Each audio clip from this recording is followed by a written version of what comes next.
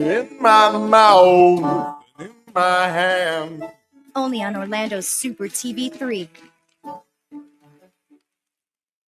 If you want to live your best life, you need to call me, Jake Berman. My life revolves around sports, but maybe yours doesn't. That's why I'm introducing the Jake Berman Betterment Program. Let's hear from a few satisfied customers. He's changed my life. His classes, they mean everything to me. Excuse me, sorry. Need something? Cheryl, I'm going to need those reports on my desk that we talked about by 5. Do you see my lips move? I am talking to I'm sorry, a friend. You were talking to Can't someone. you see I'm talking to someone? But don't take my word for it. Jake's teachings really helped me process the death of my grandfather. Here we are to honor this man who loved immensely, who held tightly, who caressed Hey, gently. come on. Is this a wake or a wake me up? Wrap it up, buddy. Come on. I'm Jake Berman. And the next time you wake up, you'll be that guy. Call 415-239-9878-61515. I want you to live your best life. Call 415-239-9878-61515. Then pound 10. I'm Jake Berman. You've seen the phenomenon of making a murderer. Now it's time to go a bit deeper. Super TV3 now brings you Making a Shoplifter, the documentary tale of a man accused of an unspeakable crime. Hey, hon. I'm sad. Oh, yeah? Oh, You know, just try to think of the good times, huh? it's been 56 minutes. I still have to pee. Oh. Yeah, they let me go once. I've had a great pop since then. You know you're not allowed to have those sugar pops. No, WrestleMania's next week. Don't worry, okay? Your pops is taping it. Hulk is gonna make a comeback. He's just misunderstood. New witnesses. I saw him with the bag of buggles. I knew exactly what he's doing. Drama unfurled. I've worked here for 16 years and we've never had bugles. The riveting drama. Have you guys seen my buddy, what got the witch fingers? Been waiting for like 54 minutes. Evidence mishandled. Well, have you tested the evidence? We always test the evidence. Yes, but have you tested it for hot fries? We generally don't test for hot fries. I plead the fifth. Making a Shoplifter. Only on Super TV 3. The Blackwell Building. Wednesday, 9:15 a.m. Why are you standing so close to the printer? The paper is so warm when it comes out. Oh, thank God. I thought I was the only one. Oh, this place is freezing all the time. I know, right? So I'm not the only one? Ladies, if you have time to be standing around, you certainly have time to be working. Don't you have anything you could be doing right now? Yeah, like maybe have a core temperature of more than 65 degrees. It's so cold. I can't type. I don't know. It seems fine to me. I just get back to work. That's all I want. I can't. Someone needs to take charger out here. Someone needs to light a fire in this bitch. Give me the papers, Alice. Wait, what? Men are always telling women what they can and can't do with their bodies. Now they have a stranglehold on the AC. Hold on. The thermostat is right over there. Literally, I can see it from here. It's 20 feet away. I have no control over that. Oh, right. It's always somebody else, never you, Harold. Smash the window! You guys realize this is a felony, My right? nipples could cut diamonds, Harold. Diamonds. Like, you're going to jail, or at least there's a hefty fine. Call that hell, and I'm not gonna take it anymore. Did you know male-controlled thermostats are the #1 leading cause of workplace violence? Don't be Harold. Always keep your thermostat set to 82 degrees. It's the only way to stay safe. I often wonder what kind of a future we're going to leave behind for the children, you know? Hey, John. Howdy, Bell. You all right? This is John. He's been a Continental truck driver for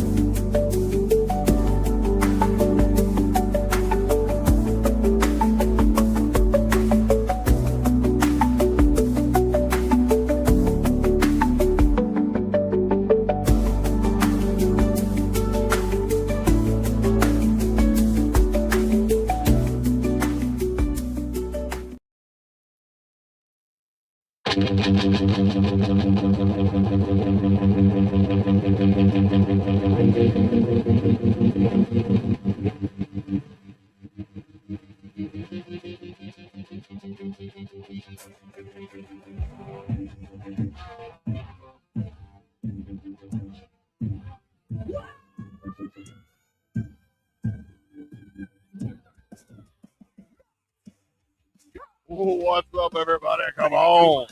Come on and enjoy the show. This is Owen and Dirt's Pop Culture Radio. I am Owen Money. That guy across from me in the beautiful WWE shirt is the awesome Dirt McCoy. Yes, sir. The original. Was there any other characters named Dirt McCoy that you can think of? No. No. No, I wouldn't have chose that moniker if there was the. You're right. Hey, Dirt McCoy is the fucking original over there. And joining us is the very sexy Boston Bread. Hello. Hey. Bushy is not here tonight. He's had a rough week, and I kind of scared him off a little bit because I don't know. I get passionate about things, and me and him worked together today, and we kind of worked on something together, and I put it together, and I think he got a little stage fright here at the end. It was like, you're not really fucking gonna do that. I'm like, yeah, that was the whole fucking plan I worked on. I'm like, well, then fine, I won't do it if you don't want me to do it. I want something done, goddammit. You know my frustration. So I don't know. I'm in this dilemma, Dirt. You have no idea what this I'm talking about, this project I've been working on. I do not. No. Well, we'll get into it in a minute. I might play it by the end of the segment. I might not.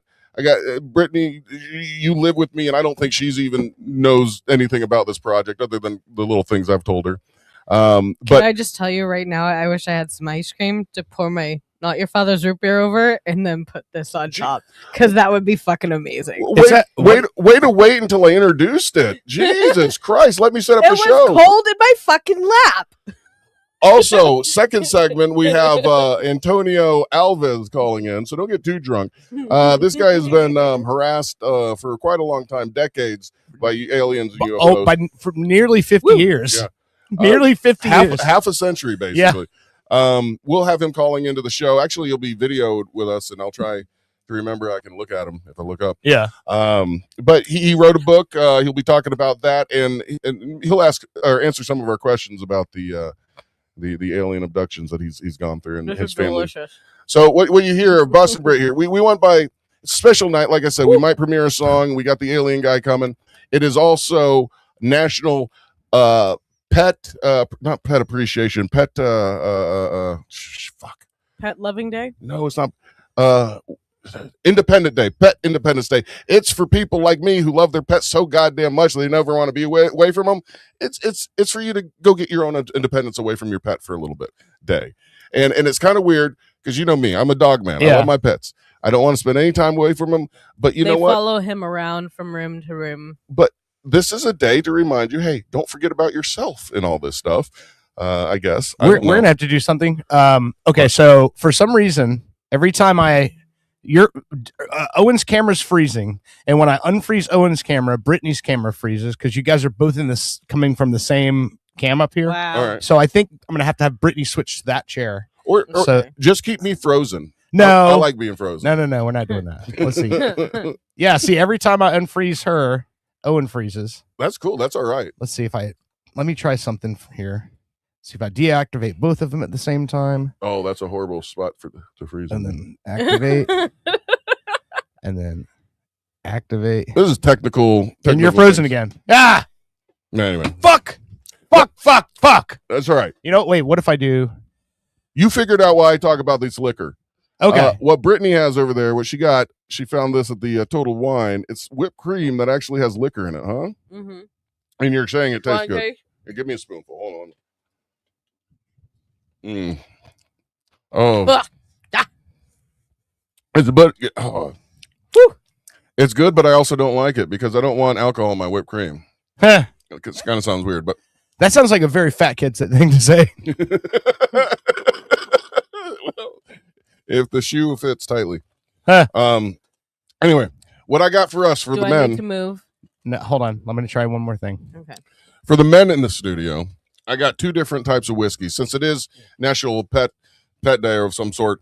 And quite honestly, the song that I may or may not, or the music video I may or may not premiere, it may or may not have something to do with my dogs all through the past. But I got two types of whiskeys. Yeah, I'm going to need you to move over that third chair. Get over that third chair. Hang on. I got this one we'll save for right before Antonio interview. Okay. It's in the brown paper bag, so I'm going to keep it in the brown paper bag. But the one we will try right now It is a peanut butter whiskey because we do like peanut butter whiskey, right? Yes. Have you ever heard of? It's 80 proof now, so we got to be a little careful, right? That's the top of the 80 proof is the same as like regular whiskey. Okay. It's called Bird Dog. Oh, really? All right. Okay. I'm gonna go ahead and open this up and get this flowing because I'm thirsty. As my wonderful woman moves her seat. You're sitting in the bushy chair now. Does it feel warm? No. But all right. As he gets this done, like I said, alien guy coming on. I don't know if he is an alien, but there is one story that he has where his girlfriend was looking at him and swore he turned into some kind of like alien. So really? Yeah, we'll ask him about that. That's pretty fucking crazy. I'm just trying to stall until you get that fixed. Tell me. I cannot hear you. Cannot hear. I feel like I should be playing some music as I pour myself some whiskey. I'm going back to my whipped cream here. I might have poured a little There bit you go. All right. Yeah, Dirt, you have to spray some of this in your mouth. Some Spray the whipped cream in your mouth. Was this fucking college again? Yep. This is alcohol whipped cream. I didn't like it. I don't want the alcohol taste in my whipped cream. I'm cool. Yeah, try this shit. Bird Dog. That's a cool ass looking bottle too. I know. That's the thing I like about as far as the liquor business goes, is that not only the product but the packaging is always cool. You know, some of the wines are coming out with what is it? Ooh. Was it heavy? It's like a peanut butter mouthwash kind of, but I don't know. Try it. It's definitely stronger. Yeah. There's I don't dislike it. Yeah, I don't dislike it either. I like it. This might be dangerous. I will say it's definitely a lot stronger than the ones that we've had so far. And you know what's weird about it is that being that it's peanut butter whiskey, you would think that the strongness would be a whiskey flavor, but it's not. It's kind of like it's just like a ashy, like smoky burn. Mm-hmm. You know what I mean? It's delicious. I actually, the more it settles in my mouth, the more it rides on my tongue, the more fucking delicious it is. How you doing? Actually, you know what? It's a very interesting smell to it as well, because it doesn't smell like, it's not really floral like peanut butter like the other ones are. Yeah. There's something, it smells like the dust in the bottom of like a peanut bag. Yeah. You know what I mean? Yeah, that's not a taste I like though. Huh, really? And okay, so this maybe is just me being a fucking savory addict, but when I eat a bag of peanuts, that all that dust in the bottom, I'll lick my finger and scoop all that shit salt. up. I know, I love salt. That's not good for you. Well, no fucking shit. Do I look like the healthiest motherfucker walking the earth? No, absolutely not. Dude, talk about technical difficulty. I don't know what about tonight is. Maybe it's the aliens fucking zooming in on us. They're trying to fuck with us because they know this guy's about to spill the beans on them. I've had to restart my computer. It gave me some kind of weird error message that I don't have enough memory or something. Now I'm trying to get to where I'm going with all this stuff. I'm trying to freaking... No, that's not right either. Anyway.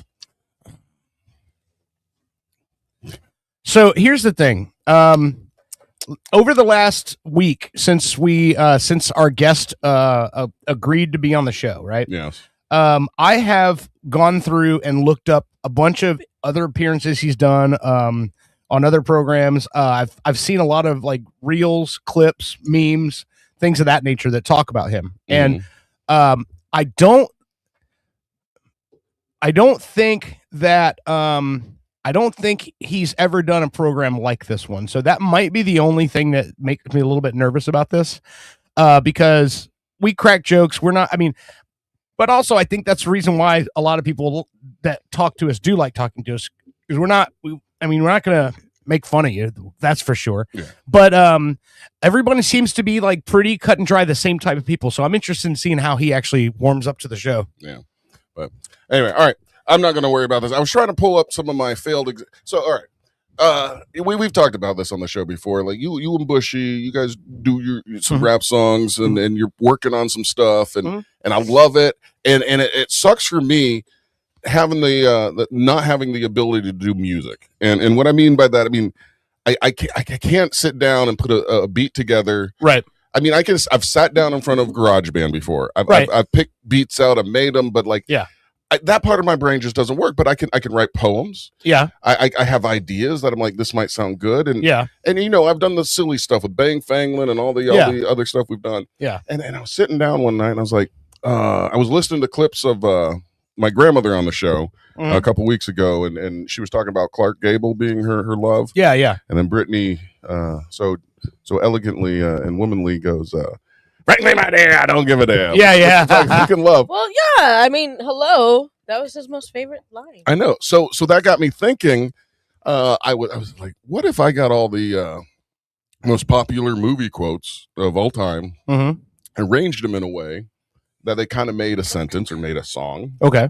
And I ran it through AI a few dozen times trying to get something to come out, and everything came out was like absolutely fucking garbage. Nothing happened that I really liked. And I was going to play you some horrible examples, but again, that website, for whatever reason, the aliens are blocking some signals from some websites. I swear to God. Everything was fine, like out on the porch when I got out here, but as soon as I sat down and you started having problems with the camera, yep, this started giving me memory. It's weird, and maybe we'll talk to this guy. I'm not fucking making this up. I wonder. Yeah, I wonder if he's ever had it. When he was trying to write his book, a green hand kept slapping his hand off the fucking computer. It was his own. Fuck off.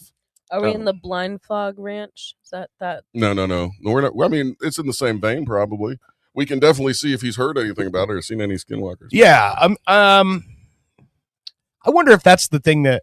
Do you know it's anybody who has a story like that or has a story of any type? People will go, oh, have you ever heard of this? And I wonder if that's something that he's ever gotten tired of hearing. Yeah. Oh, you got abducted by aliens? Oh, have you ever seen Skinwalker Ranch? Well, those are. What do you think it is, dude? I want to hear some of these stories because that he has to say, because if you tie them together with the reality might not be real, yeah, maybe some of it might line up, but we'll get into that in a minute. But well, he reached out to us after a video of ours went semi-viral about that 4 a.m. reset, right? Yeah. And that's how he found us. And he emailed me and said, are you interested in having me on the program? This is my story. Here's a link to my book. This is kind of what's going on with me. And so I'm sure that kind of stuff is probably where most of his attention comes from. Yeah. So unexplainable Did you try things. to get into your Gmail on the computer? Yeah, and it sent it to me. I realized I didn't want to stop in the middle of the show and say, give me that number so I can log into this thing. Seriously, whatever happened, logged me out of every website I was on. Oh, wow. You know how you restart your computer and you go back to the website and your information is still there, Yeah. Everything's wiped. So like I had to, on the send fame thing, hold on, let me try it one more time. This is really weird. And the only reason I'm giving this time is because we're talking to an alien guy today who aliens follow this guy, right? Yeah. They harass him. Yep. And here we are having really weird technical problems. So hold on, dear. So did you say okay to whatever it asked you? I did, and it gave me like 3 numbers, but then I got rid of it. So send it again. All right, hold on. Then she said, it says, did you just, and she goes, fuck no, I didn't. All right, I'm trying to click. Lock that account. Fuck that guy. It says check your phone. Yes, it's me. 85, 48, or 23. 85. Okay. That's all right. It's cool. It's cool. Pretty sure it says in that message, do not share this number with anybody. No, it doesn't. It does not say that. Oh, shit. Is this not the right one either? All right. Dude, all the creations are gone out of here. Hold on. Really? This is fucking weird, man. I wish I was making this up, but this would make this story that I'm trying to tell a lot more goddamn interesting. So trust me, I'm not doing this on my phone. I'm going to try one more thing to see if I can't refresh this. But anyway, that is so fucking crazy that this is happening. So back to my other story, my creations, AI music. Come on, where the fuck? No songs found. Really? You know how many songs we've done on this thing? Oh yeah. And our whole entire inventory of silly, stupid Tasha's smelly feet is gone. Really? It's all got. I didn't accidentally delete the whole thing, did I? No, I couldn't have. Hold on, let me try one more thing. And if it doesn't, I'll just move on with this damn yeah. story. My creations, come on, refresh. Hey, there we are. We came back. Well, yep. Okay. I think. This is weird. Yeah, okay. Yeah, here we go. It's refreshing now. Everything is coming back. That was so weird. So, all right. Let me get back to it. Is my thing up? So, like I said, I'm going to play you some really horrible stuff right now. It's an interesting idea. It is an interesting idea. Put some movie quotes together. This is Limp Bizkit movie quote madness. What I try to do. Let's see if you recognize anything that this says. Play.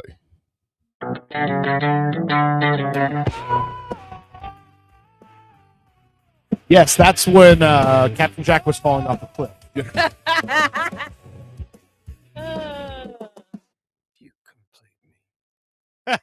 You make me wanna be a better man. These go to 11. I love the smell of napalm in the morning. E.T. phone home. E.T. the extraterrestrial rosebud. I'm as mad as hell. I'm not going to take. And anyway, you see what I'm saying? Yeah, what I was trying to do. That was one version. I had other versions, and they all just like really, really fucking sucked. So I'm like, here's another one. Lines in a rap. This is like I try to do a rap version. Like Drake, but it gave me a woman, I think. Hold on.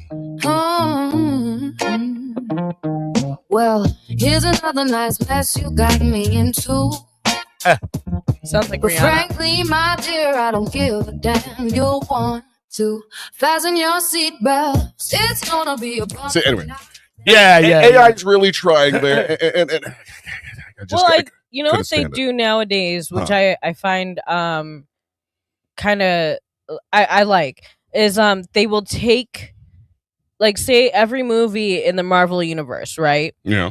And they'll take a song and see if they can take each actor or each character saying like a line from that song and put it all together. So the song is every character actually putting in their own thing. Right. And it's from different movies. I think they do it with like sitcoms as well. I've seen a bunch of different. That's kind of the idea. But yeah, I mean, I would think that. I think that if you were to actually try to clip together the actual quotes, that it might flow. I don't know. Maybe it would, I'm not but sure. But again, I was just trying something because I like the fun aspect that we do and the goofiness. You're using your creativity to make something that other people can enjoy, and that's possibly, yes. And that's something that you use AI to do. Okay. It's your own thoughts and creativity to, Right. It's like a super pass, like one of those passes at the theme park where you get to jump the line. Express pass. Right. Yeah. E-pass. I mean, I could sit there and do every little thing, but you know what? Like Matt Ill says, you want me to spend the time, you got to pay me. Watch a few things a little bit longer, man. But anyway, so I kind of got discouraged about that, and one of these nights, I can't fucking sleep, hardly ever. I'm like, I get like 4 hours of sleep, and then I'm up because like anxiety and the stress from fucking life, the hits and mainly, and I was telling Brittany this earlier, like being National Get Away from Your Pet Day, have a little independence from your pet day. This is appropriate, kind of like I'll be sleeping in bed, and Archie, my little buddy, he lays right by my hip or in between my knees or something, and so it's really kind of hard to move because I don't want to roll over on the little thing. He's tiny. And so I end up like, staying in one spot and being stiff. And my back, I mean, and no, getting a giant boner. I get it. And dog rubs up against you, you get a boner. Yeah, it happens, man. And I start thinking, like, I don't want to move him because the poor guy, he's an older dog. Who knows how long he's got left? And I thought thinking like, oh shit, he's gonna be dead in how many years? And and I'm like, I felt bad for him last night. Which one, me or the dog? Archie. Oh, okay. Why? Well, so me, you, and William are nicely sleeping in the bed, and there's Archie in between your legs and my legs. Here comes Samantha out of nowhere. So now I gotta move William, and then I attempt to move my body, but realize there's something hairy, and it's not Owen's legs. Warm and hairy. And I'm like, crap. I just by It was accident Owen's kicked dick, him. I'm right? so sorry. No. Ball sack. No. No. I shaved that down. Titties? No. It's funny. In this video I was making, I did cartoon versions of us, and it's to make us feel better. So I made us look a little bit better and skinnier than Yeah, of course. You always do that. And Jackson, he's sitting there watching me edit this thing. He goes, "Is that you?" I go, "It's a version of me." He goes, "No, you're much fatter." And then there's another version that's kind of like, because in this video there's different versions of me. Like at night, one's worried about becoming nothing and disappearing. The other one is just, they're numb. Anyway, so you see these different versions of me in this video. And the other one, Jackson looked at and he goes, "You need to add a lot more belly." I'm like, "Would you stop being so honest, son? Lie to me." Jackson will say, "I want to grow big. I want to grow up big and tall, just like Daddy, except not as fat." He says that a lot. That's awesome. Like, leave me alone, kid. I'm gonna get a goddamn shot and I'll be skinny and you'll suck it. I was trash talking my 6-year-old. I think it's so. Somebody just said, "What's up?" in the comment. I think it's Arthur, the soccer dad. He's watching. Yeah. Interesting story about that. You remember when we had the young Orlando City player on the show, or I think that was the day you weren't here. Me and Bushy interviewed him. Okay. So he's I guess it was a contract renegotiation, and so now he's moving to Real Salt Lake, Utah, Salt Lake City, Utah. Oh, goodness gracious. And it's a better opportunity for him because he's going to be almost guaranteed a roster spot when he turns 18. But the thing is, one of them is going to have to go live in Mormon country with him now. Well, that's cool. There is a graveyard in that city, Salt Lake City. Yeah. I've been to it. There is a grave there of a woman who died. It says "Victim of the Beast 666." I remember. I've seen that picture before. I probably posted it. I mean, back then. I wonder who was the beast. Well, most likely she had some guy with a rock hard cock. She died during her exorcism. During her exorcism, yeah, probably. No, she had probably dementia. Back then, they didn't know what that was. They just figured, throwing fits like that and crying and. I mean, my grandmother. I wish this was 100 years ago because we would have drowned her months ago. You know what they used to call Tourette syndrome back in the day? What? Saint Vitus dance. because of the twitches and everything. Different ticks they have. That's not nice at all. Like, you are a terrible dancer, my friend. I've been watching Grey's Anatomy, and one of the doctors that just came on, I don't remember what season I'm in, like 5 or something. I'm just started watching it, so anybody out there, don't get mad at me. It's his name is Hunt, and he just came out Is his first name Mike?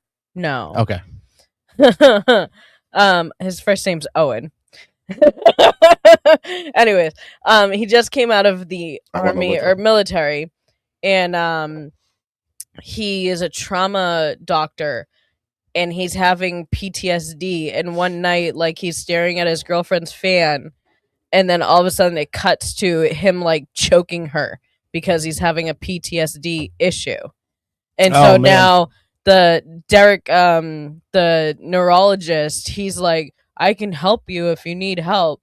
So they're like trying to look for a way to fix the PTSD in the brain instead of, like, how they put them on medication. Yeah, when they used to do like lobotomies and shit. Yeah. Like, what was that? Was that what movie was that? Was it the Sleepy Hollow or the one about Jack the Ripper that Johnny Depp was in, where they were doing the lobotomy, where they had the metal? Hollow. It's Sleepy Hollow at the beginning, where he's hammering the Mm-hmm. That's fucking crazy. They used to do that shit. Yeah, lobotomy. Why are you looking at me like that? I don't know. I just like the topics you bring up. Did you have a lobotomy? No. Oh, okay. No. Totally sure. I'll give her one. I just didn't want to be insensitive about whacking you in the head with a fucking real steel rod if you had actually had it done. No. Seems insensitive. No. Oh, I thought it meant going through her bottom and make her pee. I think I was gonna say I've probably been hit in the head with a bat before. No. It was during baseball, though. Okay, It's not all like right. Yeah. During my robbery. You do understand that being from Boston, that's never the first thought we have. no. The like I stepped in line in front of it. You took my pumpkin spot, fucker. You know, I have fucking chairs here. Okay? I shoveled this fucking spot out myself and I put the fucking chairs there. That's where I'm gonna fucking park. That's where my husband's gonna pull in the fucking car because I shoveled out that fucking spot and it's mine and I live right fucking there. Do not touch. Wow. This you That's touched something. I'm telling you. But You're that's how wrong. we are. We also double park too. So in Boston, you would dig out a spot and then put chairs? Okay, so in my town, you weren't allowed to park on the street during a snowstorm, which is most places. Because they the gotta street sweepers got to come through. Yeah. and- So in East Boston, the way that it is, the roads are bigger than the inside my town.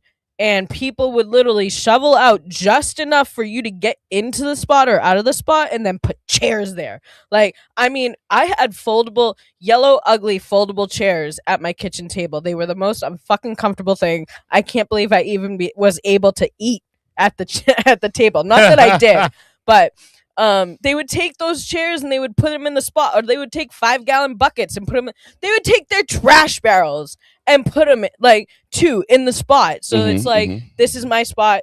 And they would only shovel like their area. So you have the little like snow in between the parked cars still there. Like they didn't shovel that out. There was a walkway to the car. There wasn't a walkway anywhere else. And that's why I live in Florida, so I don't have to shovel fucking snow. Yeah. I get a flamethrower or something. Are you allowed to do that? Flamethrower? I don't know. You know, Rocco and his family moved up to Colorado. Yeah. And he sent me a video. He sent me videos of the snow up there. And he goes, It's yeah, we're having snow so flurries. bad. There's snow all over their yard. And I go, dude, that is so fucking crazy. And he goes, you have no idea. He's like, but I love it. You can see Pikes Peak out of his dining room window. Oh, that's crazy, man. Yeah. That's they made a movie about that one, right? Right, or I'm thinking don't know. Dante. I think that's Dante's Dante's Inferno. Peak. Yeah. Well, I knew where there was a peak there somewhere. yeah, yeah. But, I love that movie. but all right. Let's get back. That was lovely sidebar there into the snow. I enjoyed that. But Tiffany sent me a turkey, and she was freaking out. What? I don't know. I'm trying to steer it one way. But Tiffany, the pop singer? No, my sister. She's at home with my mother watching the kids for us, and we're going on a family trip tomorrow. She sent you a turkey, like No, she sent me a picture of a turkey after I said no problem. And she's turkey. I don't fucking understand what a turkey means, but I don't know. All right. Send her back a cucumber. Gobble gobble gobble. All right. Let me try to get this because we got to take a break. I will gobble that cucumber. I think she's talking about a dick. I Your think so, too. cucumber. Look. I got to finish this part so we can take a break. Oh my goodness. So I can prepare for. I can't wait till we got the alien guy in the air and just like. Why is it I can never go off on suck your dick. tangent, but everybody else can, and he like flips out on me when I do? Because your tangents are longer, louder. Wow. Is this why you control my volume? I wish I did. No, I'm kidding. In real life, that'd be a great hand. You got a great tool. No, it's man. like I tell you, when we had Jackson on the show, he did the same thing where he'd be talking normal and then he would just go, "Ah!" And I would have to reach over and I'm like, man, my mixing technique on Jackson is exactly like his mother. They are a lot alike. Yeah. All right. So all right, failed AI sucks. I told you I tried something like that. So I started thinking about you guys, you and Bushy, how you guys did the rap stuff. You got stuff going on. I'm like, and Bushy is really trying. He did the funny thing, but he's got a couple good songs that are serious songs. And whenever, the delayed, everybody's busy. I get it. But that's where the beauty of fucking AI comes in.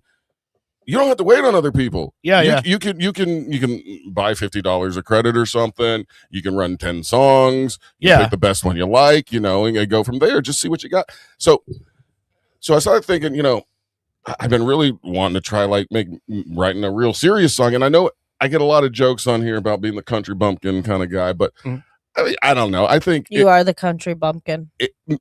I'm maybe on the outside. I don't know. If you look on the inside, I've always felt a little bit more emo without the exterior. You know, I'm an emotional guy. I like emotions. Yeah. I like love. Is that, you know, I'm not big on the, this is something that Bushy helped me realize while we worked together, is that there's a whole genre of, and this makes sense, of aggressive type music. I'm just not a fan of aggressive type things, whether it's whether it's boxing, or MMA. You know, a little bit of aggression I'm okay with, but then there's like a line, and just that's the way I am. Yeah.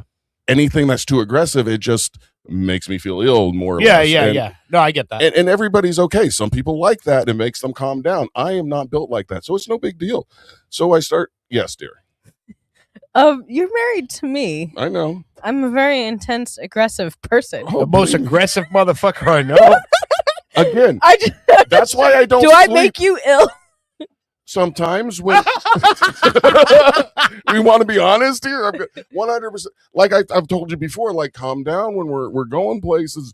I know that guy just did a stupid thing because he's on his phone and he's driving sideways and he almost killed everybody. But you don't have to fucking yell and damn his whole family to hell. I mean, maybe he deserves it, but burn his house to the ground. Calm down. Let that guy. He has every right to be a dick. You know, we have every right to. There's a song out there where am I it's right, like, Dirt? I want him. That's the way I feel. Dead. Thank you. I want his family dead. I want his house burned to the ground. And that's a great in a line in a movie, and then that guy gets his life fucked up later. Yeah, that's what I like to see. You know, the bad villain who's very aggressive gets taught the lesson later. I know that's not everybody's cup of tea, but you know, I'm a nice guy. So when I'm staying up this late and I'm thinking about you guys doing serious stuff, and you know, I've been doing pretty good with the funny bang thing and shit.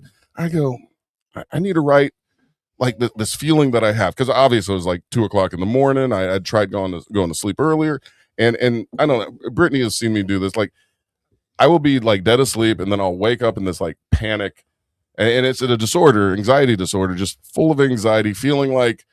Was I close to death just then? Did I die, or maybe I was worrying about the dogs, and I feel like, you know, whether they're on the other side waiting for me, it makes me sad, or whether thinking that they're just dead and never going to see them again, that makes me sad.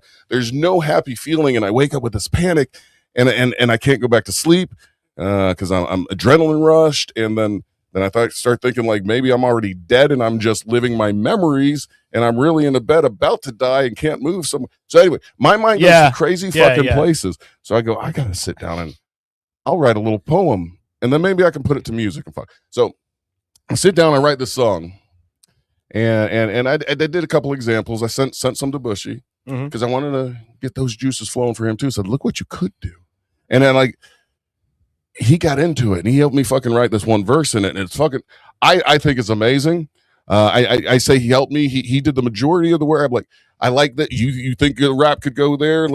You did this one rap where it's like boom boom boom boom, do that boom boom boom boom boom. That sounds great if you want. He did it. We went back and forth. We made this great verse, and I ran it through again. I said, I still want to do your version. I want you to actually rap what we wrote. However you want to do it, and I'll put it into the song that you did it over. But I got to make something. I want to make, and plus I go, I'm making a fucking music video for this. So what you're about, if we go this way, if we don't do this, you'll see these characters later on in some other project. Okay. But I go, this would be a great thing to do, like animated characters. You know, we already have animated versions of us. If you look around the screen on the title. So I took my version and Bushy's version, and I made us a avatars, I guess they're called, or I this program I have, you can make a character, you can put them in, and then you can reference that character and you can put them into any situation. It's a super advanced animation tool is what this AI is, and I just I got lost in it, and I just it's a lot of work.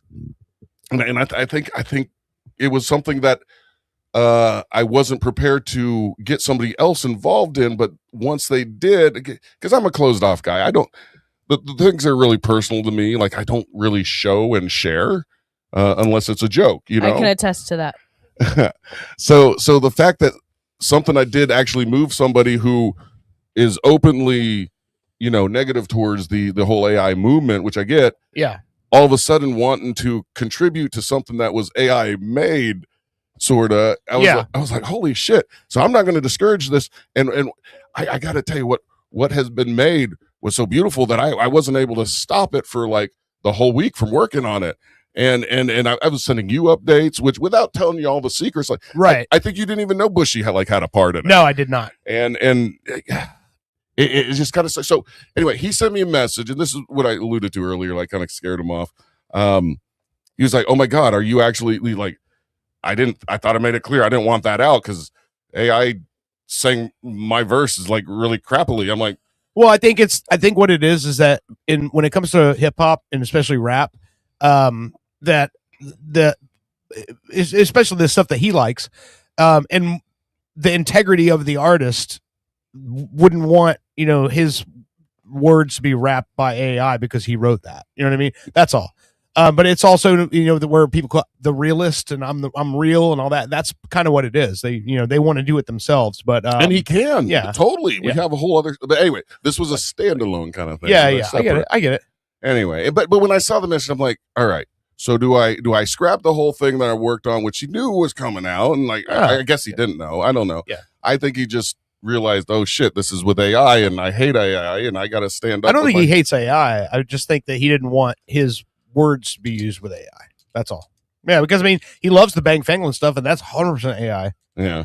He knows that. I mean, it's not an anti-AI thing. But don't get me wrong. There's a lot of reasons that AI is getting slack because of the data mining centers and all that sort of shit. But as far as the artistic side of it, I mean, I know plenty of really artistic people that use AI, and I have no problem with that. Well, okay. I get that if it was something that, he wrote and I took and I go, yeah, I'm going to convert this. Right. But I know it was something you were working on together. So, like I said, it's all a big misunderstanding. So that's why I kind of don't want to get into all of it. Who cares about the misunderstanding? What I want to know is, should I play it, or should I say, fine, fuck it, I will take this part out and rewrite this and do something without? No, I would say just play it. I mean, you made something. I don't think there's any, and in fact, I mean, I don't think there's any problem with playing it personally. All right. Well, I think your name is first in the. That doesn't matter. But I don't think that's really your name's not on there. I care about your opinion as much as anybody else's, or maybe even more. And I did even offer, even though I didn't play it for her, I did offer her. I was like, hey, do you want to see what I'm working with or working on, just to, so it's not a total surprise for you, so you have some kind of opinion before we do this? And plus, I was probably a little nervous. I'm like, is this just AI slop crap that I need to stop wasting my time on? Or is it something, you probably felt all these fucking feelings, just being as creative as you are. Not really. No. You're like, no, I mean, I honestly think that we think too much. Yeah. And also I think there's a lot of people out there that because Bushy and I are a lot alike as much as we are a lot different. Right. And so when he got so excited about this and he actually started writing his own shit again, by the time we got home that night, he had already found some other music. He's already wrote another song. I was like, wow, this is a different guy than I picked up. Right. In one day. And I think that the people I hear a lot of people that are artists or musicians or whatever that just have this like hatred for AI, and I understand why they feel that way, but I also think it's misguided. Yeah. Because I'm like, if you're an artist, just do your art. Well, it's not like AI's taking your job. They're not. What it's doing is, and I'll tell you this, I'm less negative towards AI than I am towards all of these guys who call themselves songwriters that literally just have a laptop. Because there's a ton of people out there that call themselves producers and they don't know anything. They literally use GarageBand. Yeah, they're using, but the thing about that is, like I've always said, I don't care how you do something as long as you don't misrepresent it. You know what I mean? If you wrote the song with AI, cool. Say you wrote the song with AI. If you are a producer, as in I just bought a shit ton of plugins and I use my laptop and I've never played an instrument and I really don't know what any of this shit is, I just make things that sound cool to me. That's cool. Don't call yourself a musical genius. Yeah. You know what I mean? Yeah, exactly. That's the way I feel about it. I like to write just a poem. be honest, sell it as it is, and I'm cool with that. All right. I like to write poems. Yeah. I mean, that's not really been my hobby. That's a weird saying. No, you've been a poetry motherfucker ever since I knew you. You had that hat that you used to wear and the fucking little goatee, smoking French cigarettes and shit, and talking about fucking slam poetry. Ooh la la. I just journal. That's what I do. Do you really? Yes. Where's your journal? It's in the couch. Oh shit! Now you got something to read. I flipped it out. There's not much in there. Like I just kind of started it because I saw groceries and diapers. You know, I get like real bad anxiety, and it comes and goes at times, and it's like I need to do something with my hands. So the easiest thing to do is to like write, other than like constantly clean. Yeah. Okay. That's definitely more pure than the way I was going with it. Right. All right, it's getting to be 8:30. Keep your hands busy. Do we want to play this and then take a break? Sure. Do we want? Okay. And second, if I do play this, do we want to play the video so you can see it, or do you want to just listen to the song? Let's just play the song, and then if you want, post the video. But it's really difficult to share video while we're live like that, so that people can see it. I meant the video for you guys. Oh, sure, we can watch it. Okay. All right. Let me cue this up. Everybody, this is a totally original. I tried to do somewhat serious song, not a Bang Fanglin type song, and it turned out more emo screamo than anything else. And like I said, it's not a country song. I'm going to play it for you, and there's a lot of symbolism in all this. All the videos pretty much AI generated. You're going to see, like I said, this is about my dogs. Okay. You're going to see some pictures. 70 to 80% of them were still pictures that AI helped me animate back to life. So wow. You just wait. This is dripping of AI, and trust me, the rap part, the screamo rap part, I hate to even call it rap because it's not what Bushy could do. This is something that I wanted to create for this. Does that make sense? Mm-hmm. So anyway, go ahead and listen to this. This is the premiere of Like the Rain.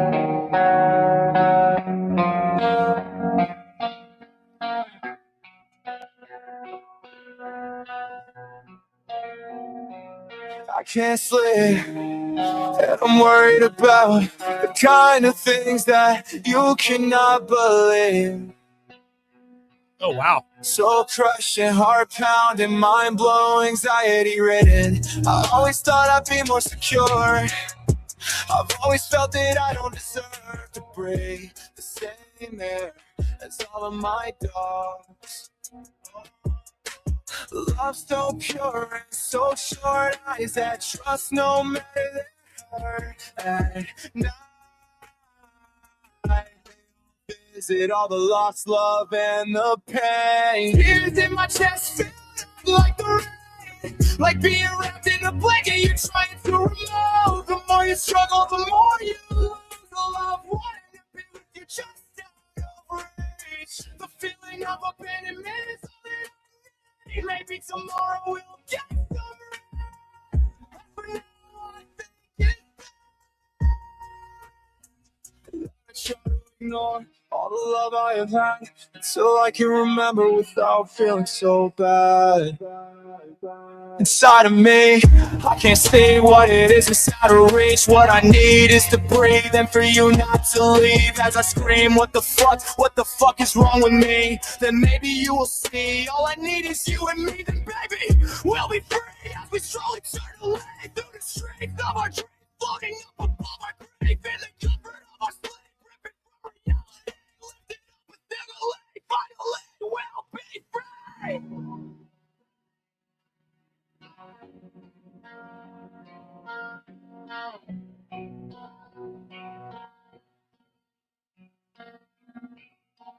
At night, they all visit all the lost love and the pain. Tears in my chest, filled up like the rain. Like being wrapped in a blanket you're trying to remove. The more you struggle, the more you lose. The love wanting to be with you just out of reach. The feeling of abandonment is all that I need. Maybe tomorrow we'll get some rest. As for now, I think it's best. I try to ignore all the love I have had until I can remember without feeling so bad.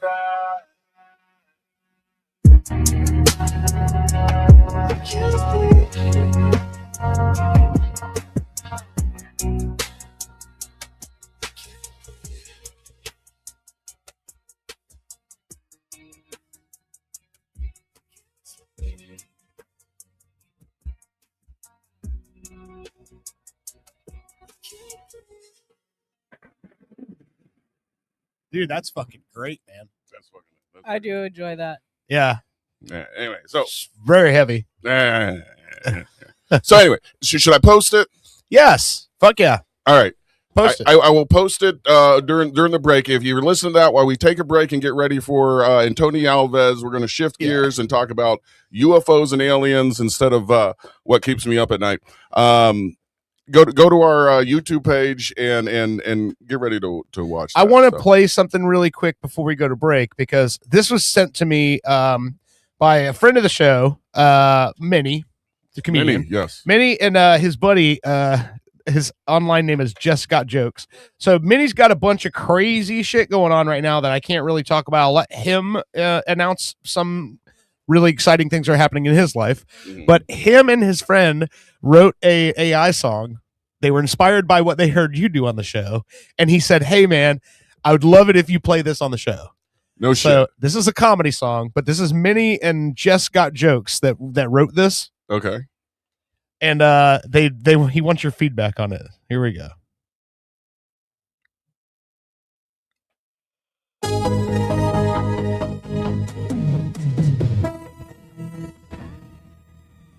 This feels very 80s. It's very 80s. I love it. So far. I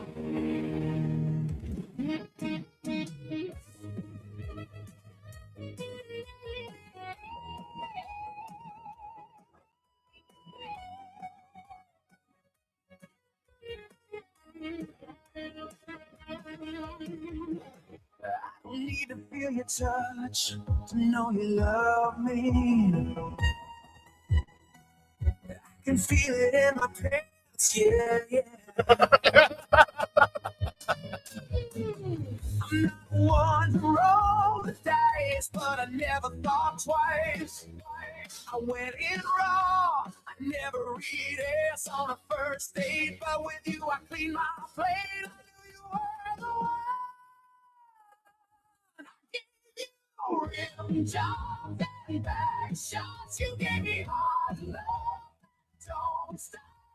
Oh, thank you. Quiet birds when I miss them. But I won't change a thing. She thought of the.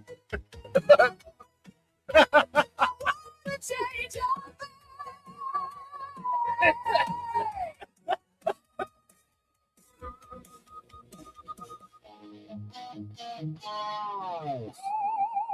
Didn't need the drugs to make you look pretty. Your body was tight and you got an ass for days. Just tuck a finger on my butt. At first it was kind of shitty. Shot roll on the table. Rim job, back shots, you gave me hot love. Don't stop. That's why it burns when I piss now. Change Woo! That's it. I feel like I should have a headband on. It's got a ripping guitar solo at the end of it. This is funny to me. I need some leg warmers. Here we go.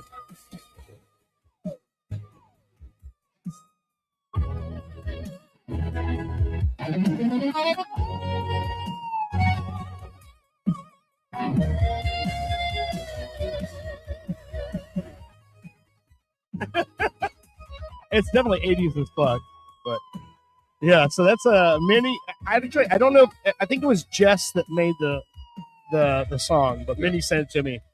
So got to get Minnie back on the show as soon as this contract is signed, so he can tell us what's going on with him. Minnie, the best way to get on the show the quickest is write an AI song about us, and we'll get you on here right away. Oh my god. You're so mean. What? I'm just saying. It was good. I get tired of. I know us too well to make the jokes. I like it when other people write about us. Yeah. But yeah, thank you for. I like the humor better. I'm gonna stop being so serious. Rim jobs and back shots. I like that. I like you when he cleaned your says, plate. Yeah. And you knew it was- I usually don't eat ass on the first date, but with you, I clean my plate. All right. She stuck my finger in my butt and it was shitty. Yeah. Then that shot ropes on the table legs. There's so many funny lines on that. Excellent job, fellas. All right. Let's take a break. This is what did I say? Oh, fuck it. Bird and Rain by Trey Bien. When we get back, we'll have multiple alien abductee Antonio Alves. Yes. All right. You're listening to Pop Culture Radio. We will be right back. Woo! A song to say, a shot with her, singing right, singing rain, rain. If the window crash to the ground, making all kinds of sounds. I'm never going to see space in between. So I go back on solid road.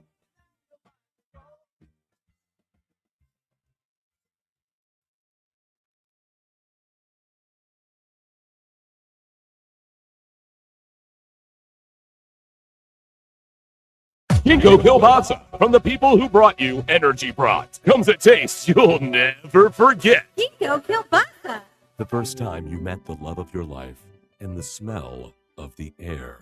It's a Meat Tube memory miracle. Ginkgo Kielbasa. Overcoming the rival team, and the first time you won the game.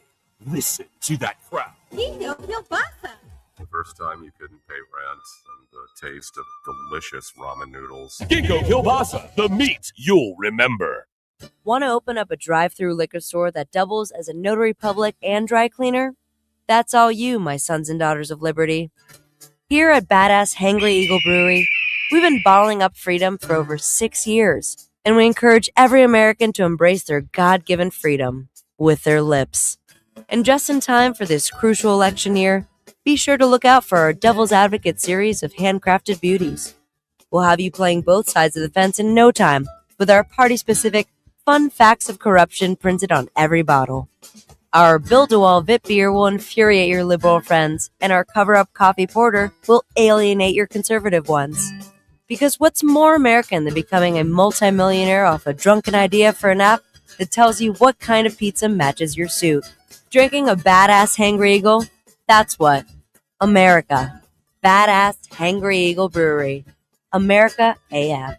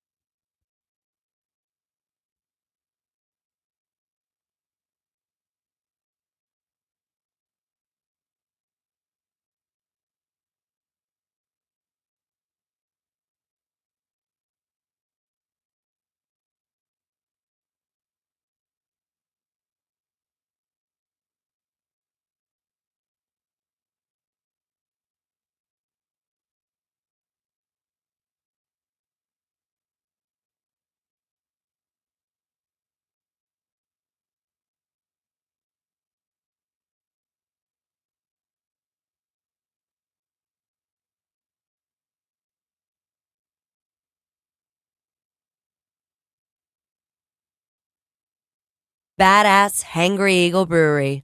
America AF.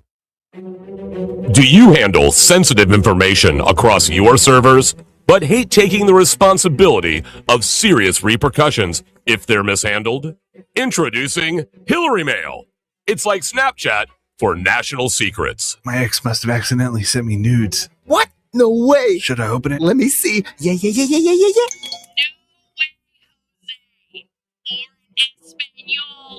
Soy to abuelita. Nothing sticks on Hillary, and it shouldn't stick on you. I just emailed my boss and told him off. Aren't you worried you'll be fired? Nope. I mean, you're gonna be fired. I got Hillary mail. Mike emailed awfully late. With you if you stand with me, regardless of what you stand for. Hillary mail. For when you just want to do whatever you want to do. Coming soon to the parking lot of a mid-level amphitheater near you, it's the Out of Touch Music Festival. Do you like spending the entire day in the hot sun thinking, oh yeah, I remember them. They toured for over 30 years, and now you'll wait over 30 minutes to hear that one song. They couldn't replicate their initial success, but they didn't break up. Each act guaranteed to have at least one original member. The Out of Touch Music Festival. It's not that new music is bad or you're too old. It's both.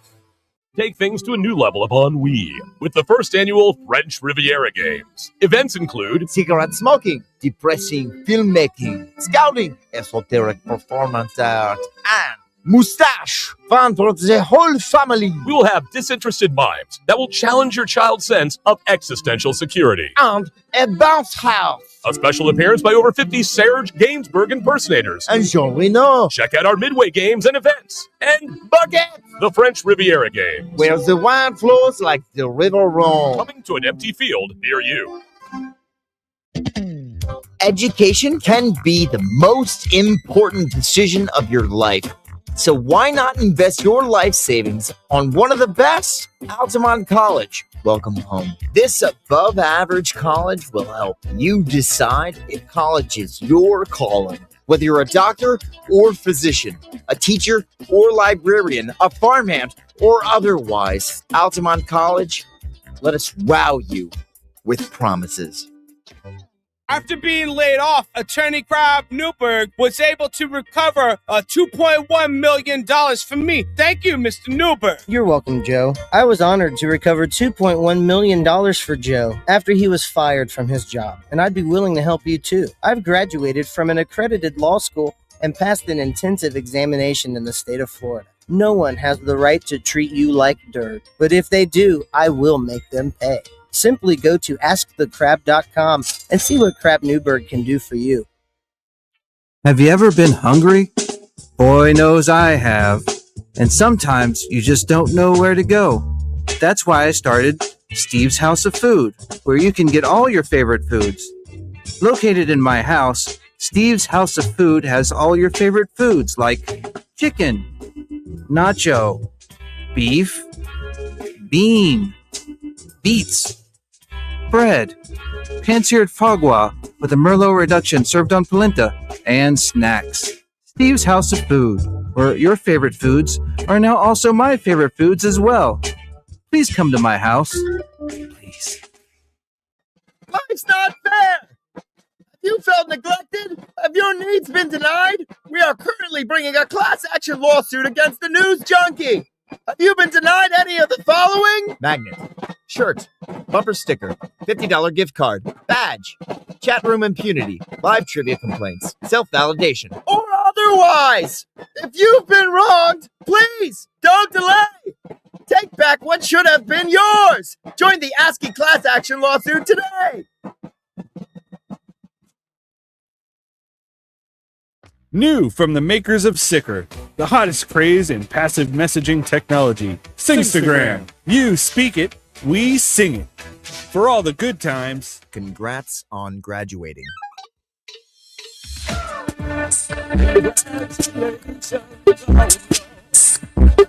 Graduation. And the not so good times. Sorry to hear about your loss. Ooh, your grandma's dead. Sorry for your loss. When you have a song in your heart, but you can't quite get it out. New phone, who dis?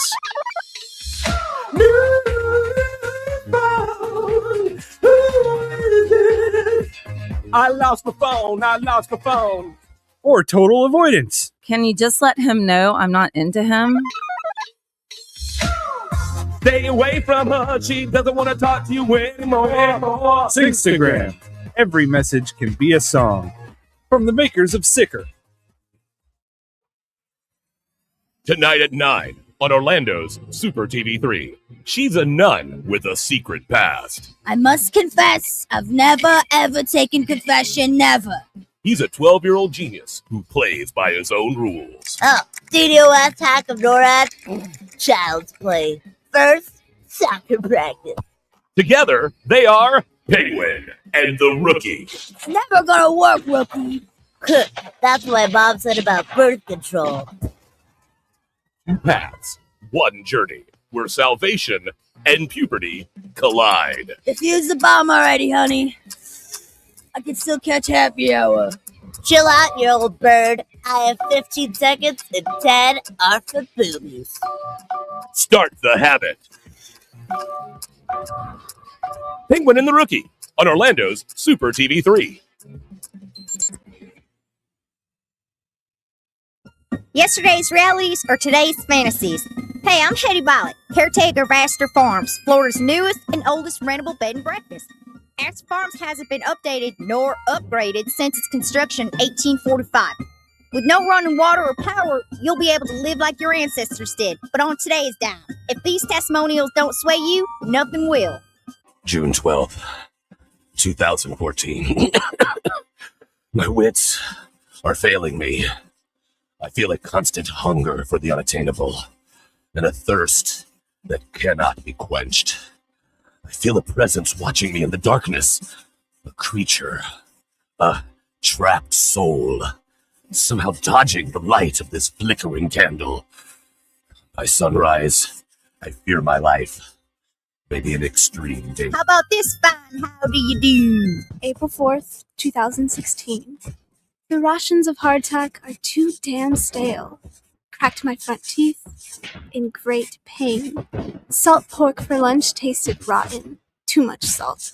I told that woman not to heavy-hand the salt, but she did just to spite me. Oh God, is she trying to kill me? Live yesterday's life today at Astor Farms. We'll get the bedroll ready for you. After a local Ponzi scheme pulled the wool over my eyes, attorney Crab Newberg was able to recover my life savings, $36,000. Thank you, Mr. Newberg. You're welcome, Chet. I was honored to recover over $40,000 for Chet after a local gym took him for a dumbbell, and I'd be willing to help you too. I've graduated from an accredited law school and passed an intensive examination in the state of Florida. Ponzi schemes are illegal. You don't need two other friends to tell you. Visit AskTheCrab.com. That's crab with a K, and you've got a case.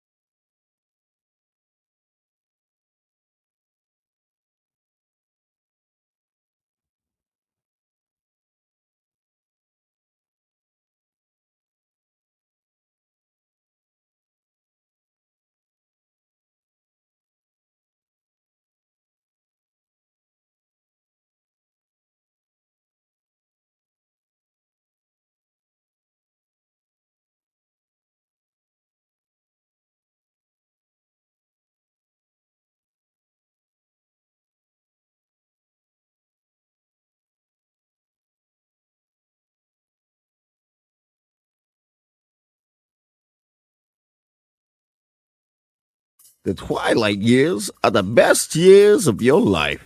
But you might not know that if you're just watching TV. Hi, I'm host Chris Christopher. And I'm Neil Scheinfeld. Getting older offers insightful commentary and wisdom to those of you enjoying your last years. We understand you have, at best, 4 more years left.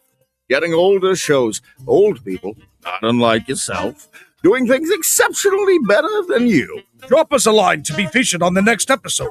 And do it quickly.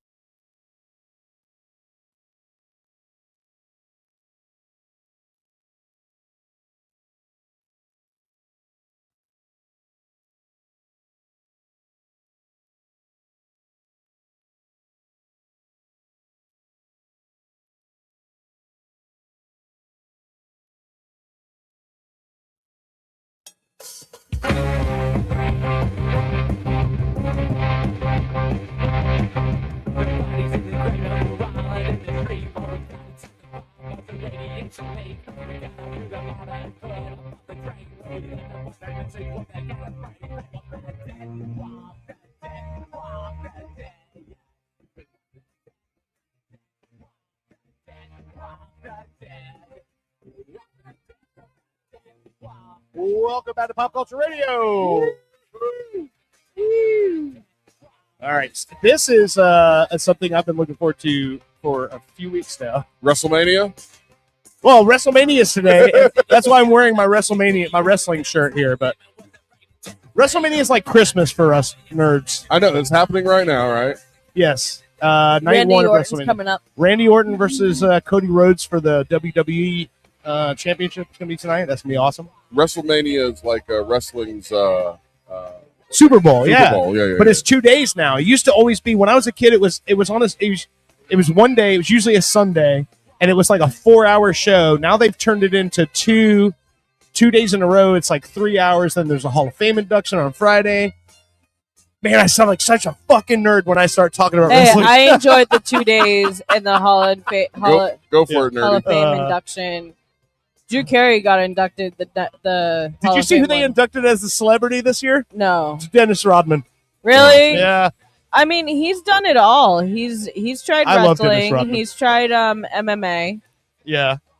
Hey, did he try MMA? Yes, he did. I didn't know about that. Hey, we're gonna go live here in a few minutes with our guest Antonio Alves. That's what I was talking about. Looking forward to. I'm looking forward to talking to Antonio Alves. Yeah. Real quick for those that during the break went and checked out the new video. That's cool. But I wanted to show you guys this. You saw like AI emo Owen singing, rapping a little bit. Yeah. This is the first version that they made of me, right? That I got it, and I'm like, dude, that's a little bit too skinny. I mean, I have known you for 30 years, and I've never seen you wear your shirt tucked in with a belt. I know. So I except for like when you were getting married. So I said, hey, no, could you make me a little thicker? And this is what AI did. So yeah, AI is not always. I don't know why always nice. AI can't look at your picture and tell that you're not a slim fella.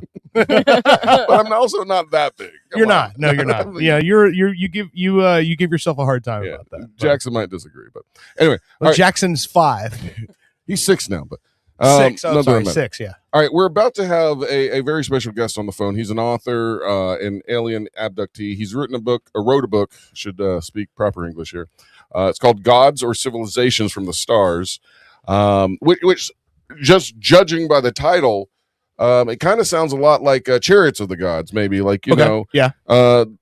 What we know as aliens or in our religions, what we know as gods might actually be the aliens. you know? Yeah. I've heard that theory a handful of times. There's a ton of theories about like, and I just know like through the stuff that I've seen over. You want this? No, actually, do you want me to open up the other one? You got another one? Yeah, let's well, do it. Let me ask you. You keep talking. We're going to have there's Antonio theory on in just a that second. so the theory that I've been someone who like my 2 majors were American history and religion.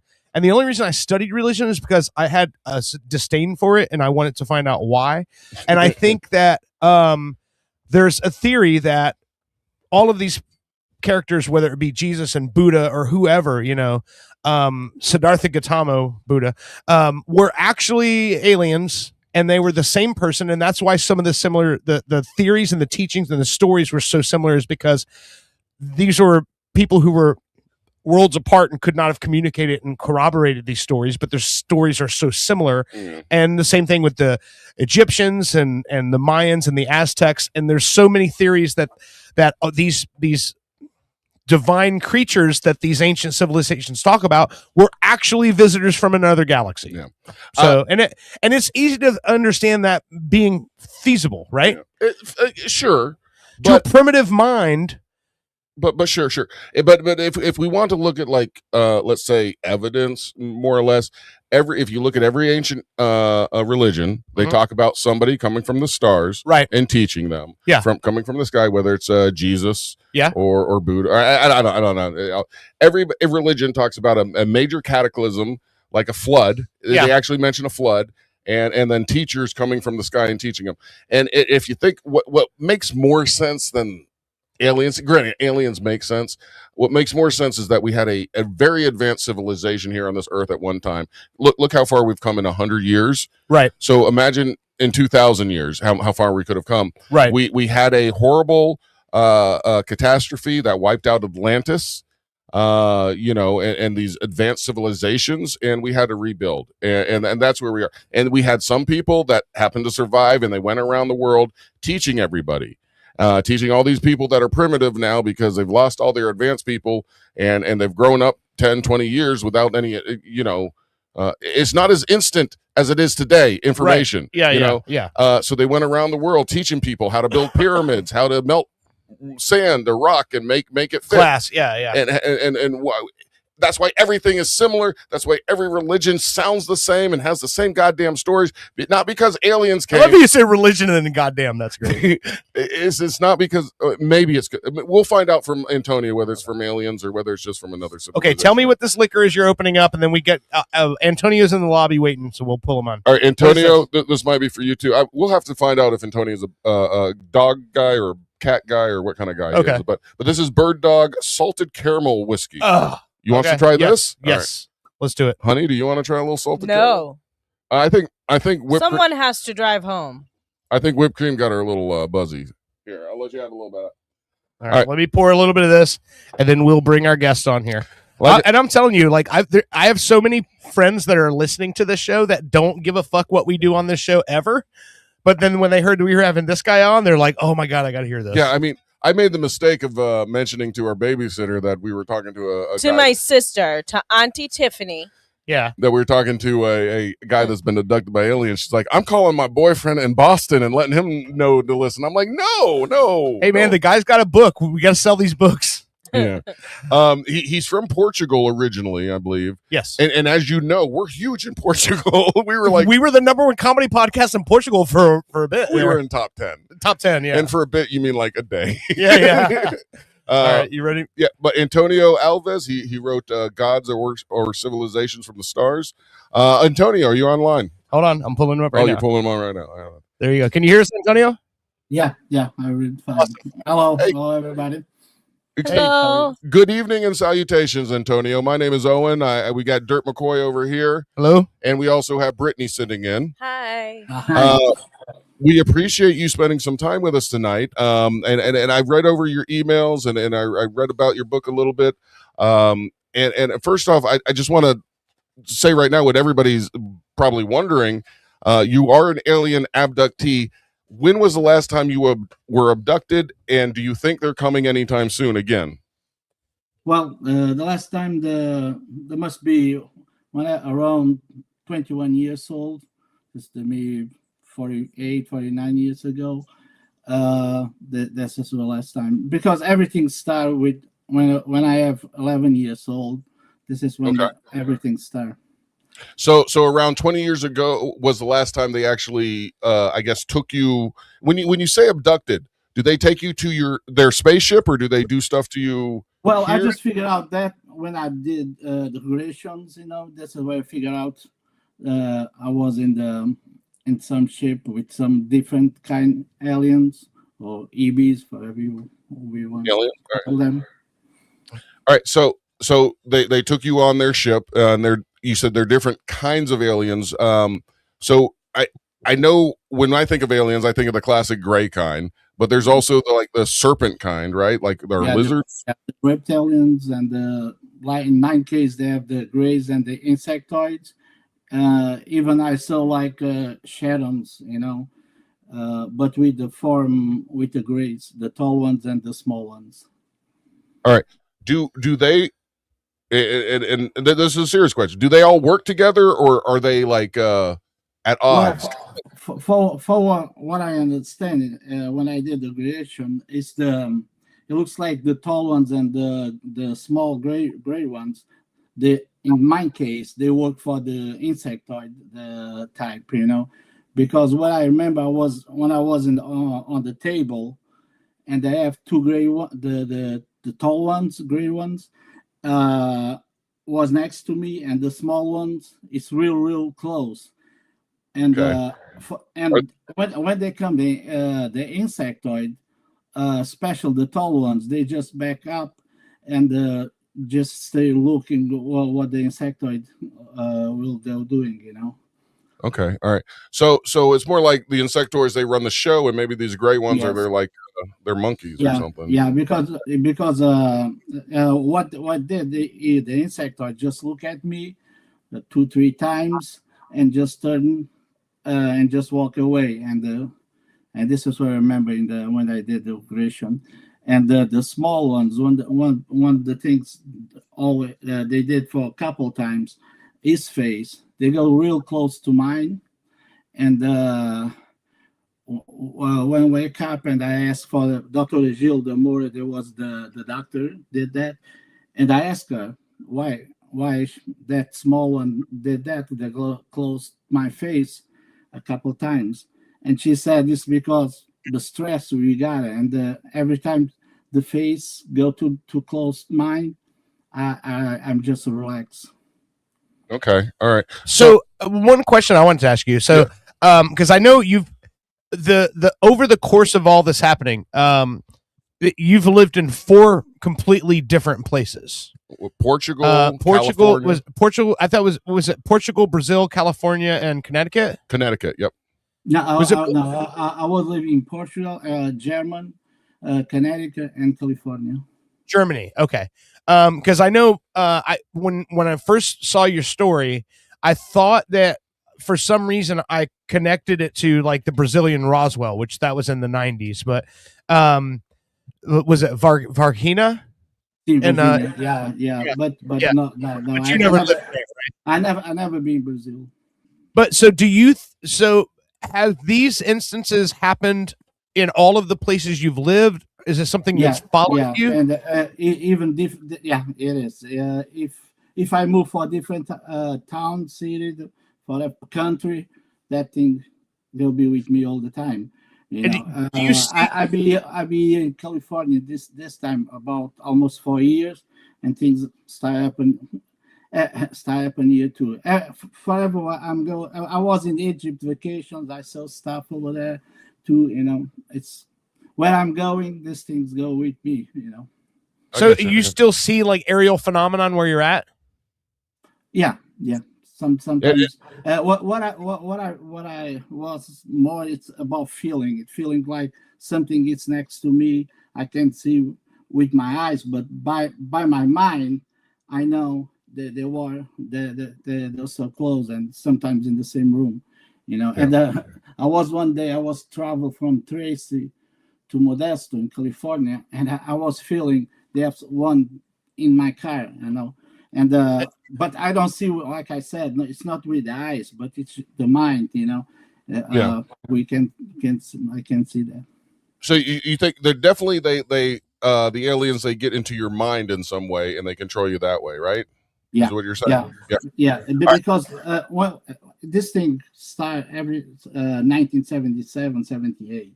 Yeah. And from that one of the things I have a lot of times is still, it's I just being home, and I have like I feel I was called, and I must go someplace. I know exactly the place I must be, and I'm just go walking or drive, and I go in that place, stay over there for a while, and after a while, about 10-20 minutes, 25, I have that feeling I must get out of that place right away, and I'm just leaving. And the last time they happened, I was in vacation in Portugal in February, and they happened over there.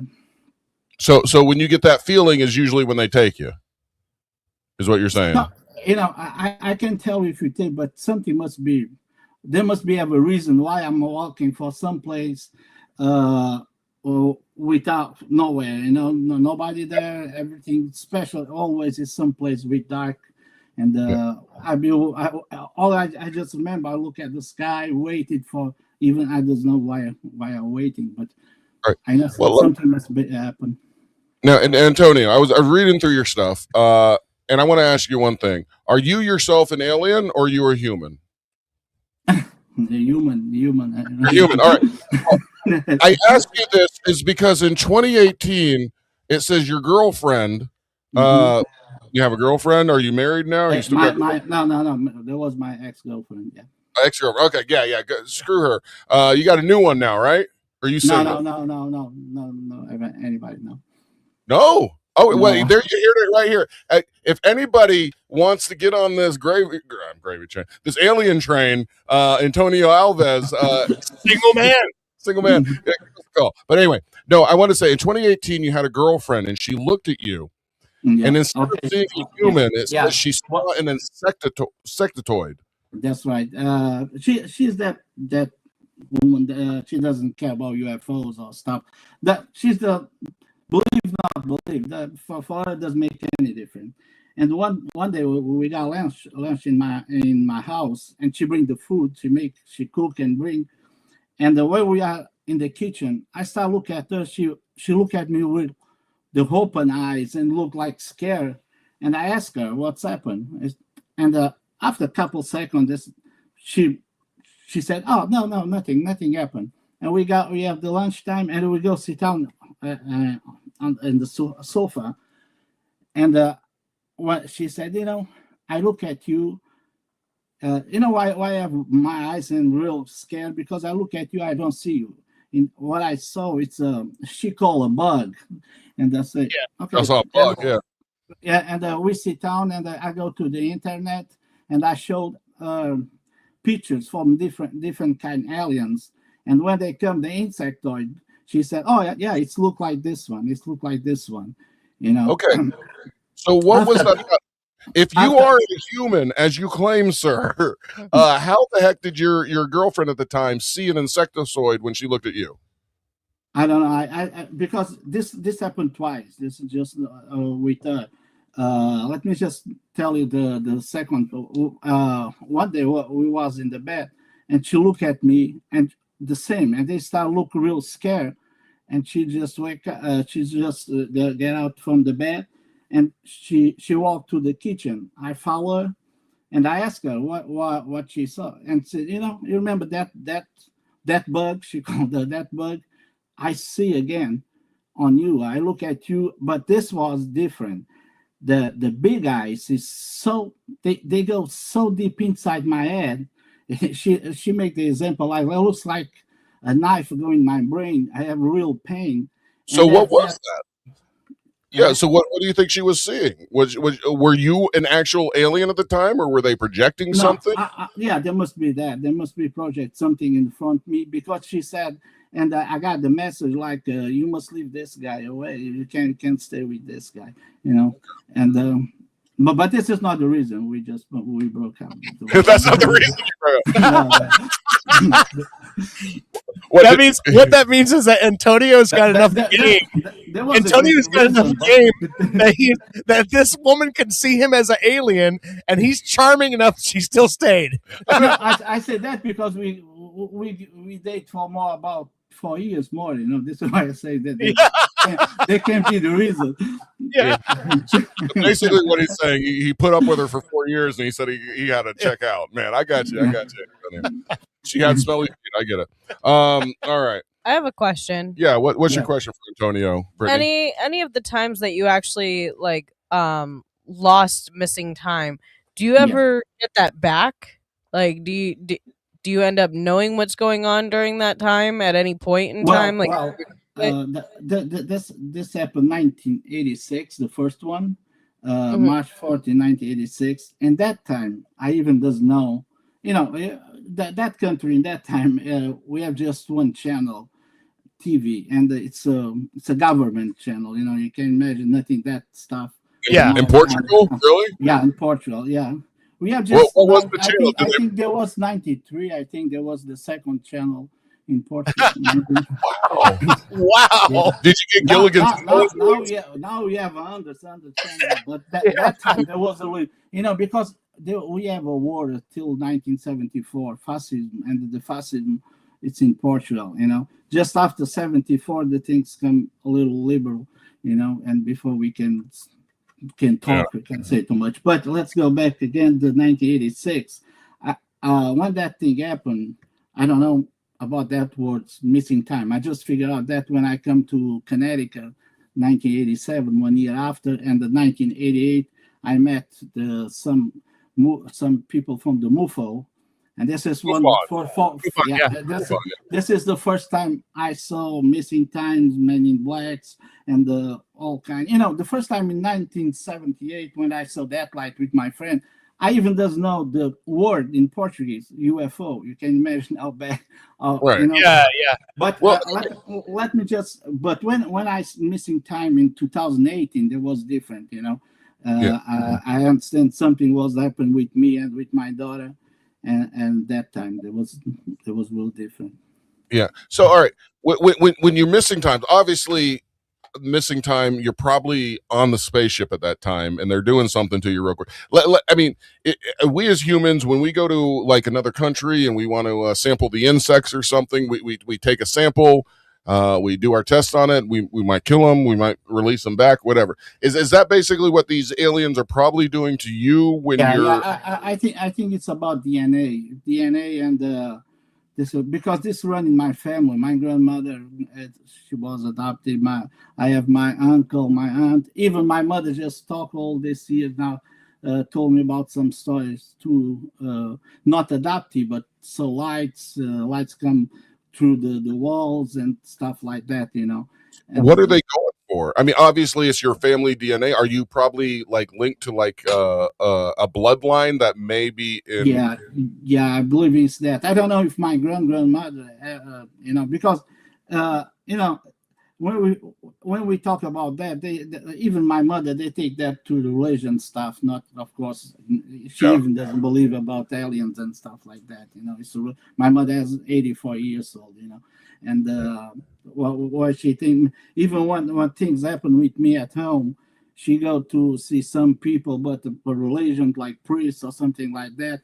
And I know, but from the first time I saw the light, all the things come again. I know there was connect with that light, but like I said, I just missing the words. I can tell the people what real happened. All right. When you saw that first light, so I in the story that when you talk about it in the book, when you saw the light for the first time, you were on your way to go meet some friends, right? Yes, yeah. And you brought those friends back, and they saw it too, right? Yeah. Well, I go meet one friend, and the name was Alexander, but and that time there was a real light, bright. It's about the olive trees. It's about 4 or 5. How big the light is, and I just run to his house and for calling for you see that light. When I come back with him, that light is not. It's not white bright light, but they change already for orange, and they start move real slow, and no noise at all, and we just keep looking until just gone in the sky. So, are you still in contact with him? Oh yeah. He live next to my mother's house. Matter of fact, he live in the farm of my parents. Did he ever experience anything after that? He have 2 short videos he got, and he showed me one day, not this time, but about 2 years ago, and he saw the two videos. But it's a real. It's not too good videos, It's they buy phone. So hold it, Antonio. Have you seen the new videos that the American government has been putting out with like Yeah. missiles bouncing off of these things? Yeah, like TikTok and all this Yeah. stuff. You know. Yeah, Is that basically what you saw? Those little round things? Is it the same? Something different? No. It's real round. Yeah, sphere. You know. I saw like a cylinder. This happened Cigar shape. 1981. Yeah, 1981, and I was with my father, watch TV, and my father in that time have about 4 or 5 dogs, big dogs. You know, my father have a farm and cows and horse and stuff like that. Uh, and all the dogs, because I live, it's a small village called Vimiero, and they have 1,000 people, maybe less than that. And I start listening all the dogs noise, the dogs, the neighbors, the dogs, and I tell my father, okay, I go see outside what is. When I step outside, everything come quiet, everything, even horse, even chicken, forever animal. There was, it looks like the time stop, and that moment I look at up, and I saw that big cylinder, orange cylinder, no noise, move real slow. And I call my father for he come see that. And we be watch that, I don't know, a long time. My father said, I'm go back and I'm tired. So that he just walk, and after a couple seconds, a minute, I walk with him back to, but when I come out, I call the dogs, and the dogs doesn't respond. I don't know where they hide for this one. I think there was because the light, you know. Why do you think dogs are scared of them? Because like my dog, if he senses anything, like maybe even look in my direction, he's ready to fight.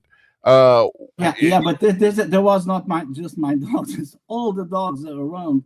Everything was quiet. Yeah, you know, it looks like, because it's not just real the dogs. It's the other animals, because it looks like forever that there was. They can't stop the timer because everything stopped. And I believe in how big that thing is.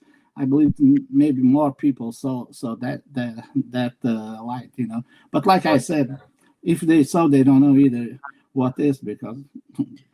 But I've also heard that theory that animals have a sense that we don't. So I've heard people say before that like they're like dogs will react to something that we don't see. Yeah. And it's almost like it's something in a different dimension, that where like the veil has been, you know, breached or something, and there's something in the room that's from a different dimension or from something else, and the dogs can react to it.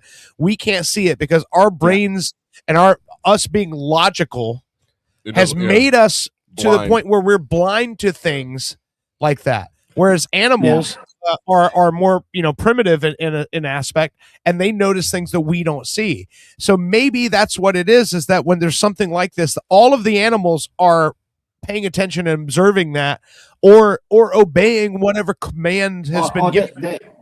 I think there was afraid about the dog. Yeah. Who was afraid, you know, because there was a kind of dogs, they fight with the bulls, you know. You can see it's real big dogs, you know. They're not timid animals at all.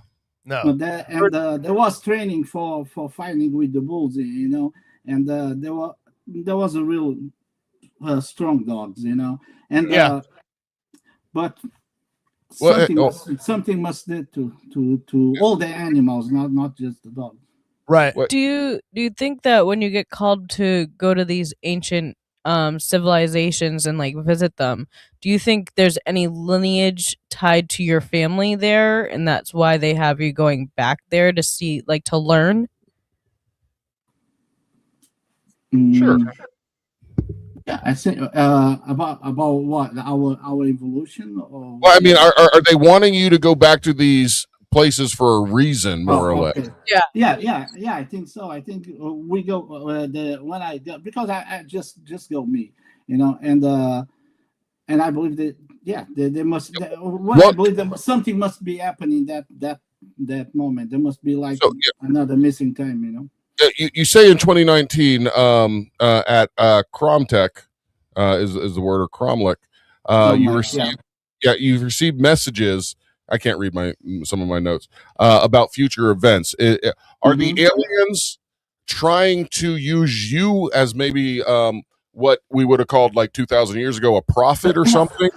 You know, I always, even from the 78, the first time I saw the light, I have that thing. I have like a mission, you know, and I must do something for them. You know, I remember in that time when I talk with the friends of mine, and I talk about the time. We have not future, we have not past, we have just present. This is one thing. Of course, now in this day, the people talking regular, but That's the in the major principle of meditation is don't worry about the past, don't worry about the future, focus on the now, the present. But what they try to tell me is we have just one time. Everything we do right now, we do all the time. You know, this is why one of the reason I have that theory we can travel by the travel times, because the time it's well, let's go say multi-universe. You know, our eye it's it's millions. It's not just one. You know. Okay. And after that there was that. I was a kid, 11 years old, and there became a big interest about the religion, all kind of religion. This is why the book come out, and with this name too, because sometimes I write things down. I even doesn't know where right, but the things come in my mind, and like I said, I think when I was called and the walk and whatever happened, I think they teach me some more things, Okay. Well, is there anything specific that might happen in the future that they wanted to tell you about or to warn us about? No.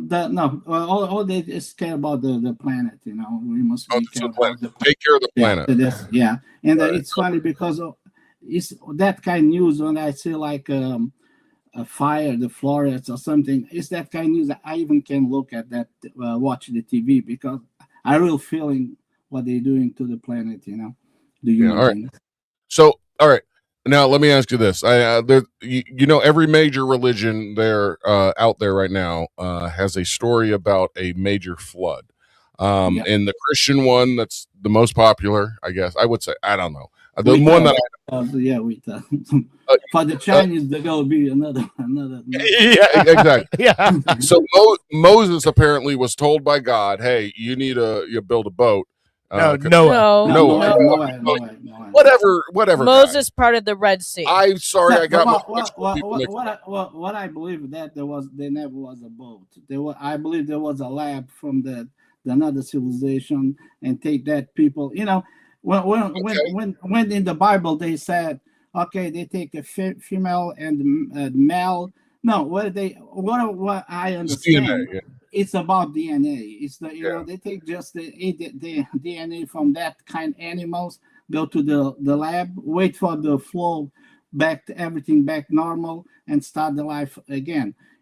Because one thing is there must be happen, because all religions all around the world they talk about this flow. But it was probably aliens that warned him, not necessarily God, right?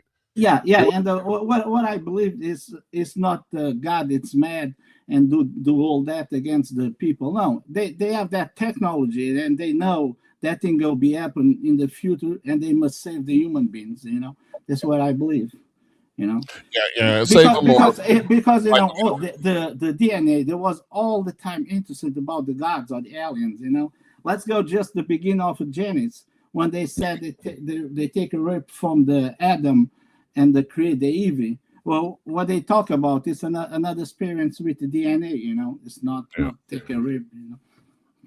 This is one thing I've thought about a lot. I mean, we have ancient places here on Earth which were carved into the ground, like major cities where thousands of peoples could live underneath the ground like ants, more or less. Yeah. Could those be remnants of insectoid type civilizations? And maybe the insectoids weren't actually from space. They might be a civilization from Earth and just hiding in the Earth because they don't want to have anything to do with us monkey humans, right? I believe that they go use that thing, because it's what I believe, like the Egypt and all the monuments, they was more older than the than the civilizations. You know, when they said that like the pyramids of Egypt, they have like 5,000 years old or 10,000. No, they're more older. I was there for 1 month, and you know, you can't feeling this. You were there when they built the pyramids? No. I was He said he was there for a month. But I was there when they happened December 11. Yeah. I was there, you know. Well, I mean, even the Sphinx, which is out in front of the pyramids, it shows erosion and stuff like that, which they say is they're way older than they claim to be. I believe they have more than around 100,000. I'm just not 100% convinced that these aliens and all this stuff is from outer space. If I was to believe anything, and you know, I would think they were like more like a civilization that used to live here on Earth that figured out we better go into the fucking ground just like ants, and that really don't want to play around with us because we're violent and we're stupid. I think you it's know? both. I think it's both.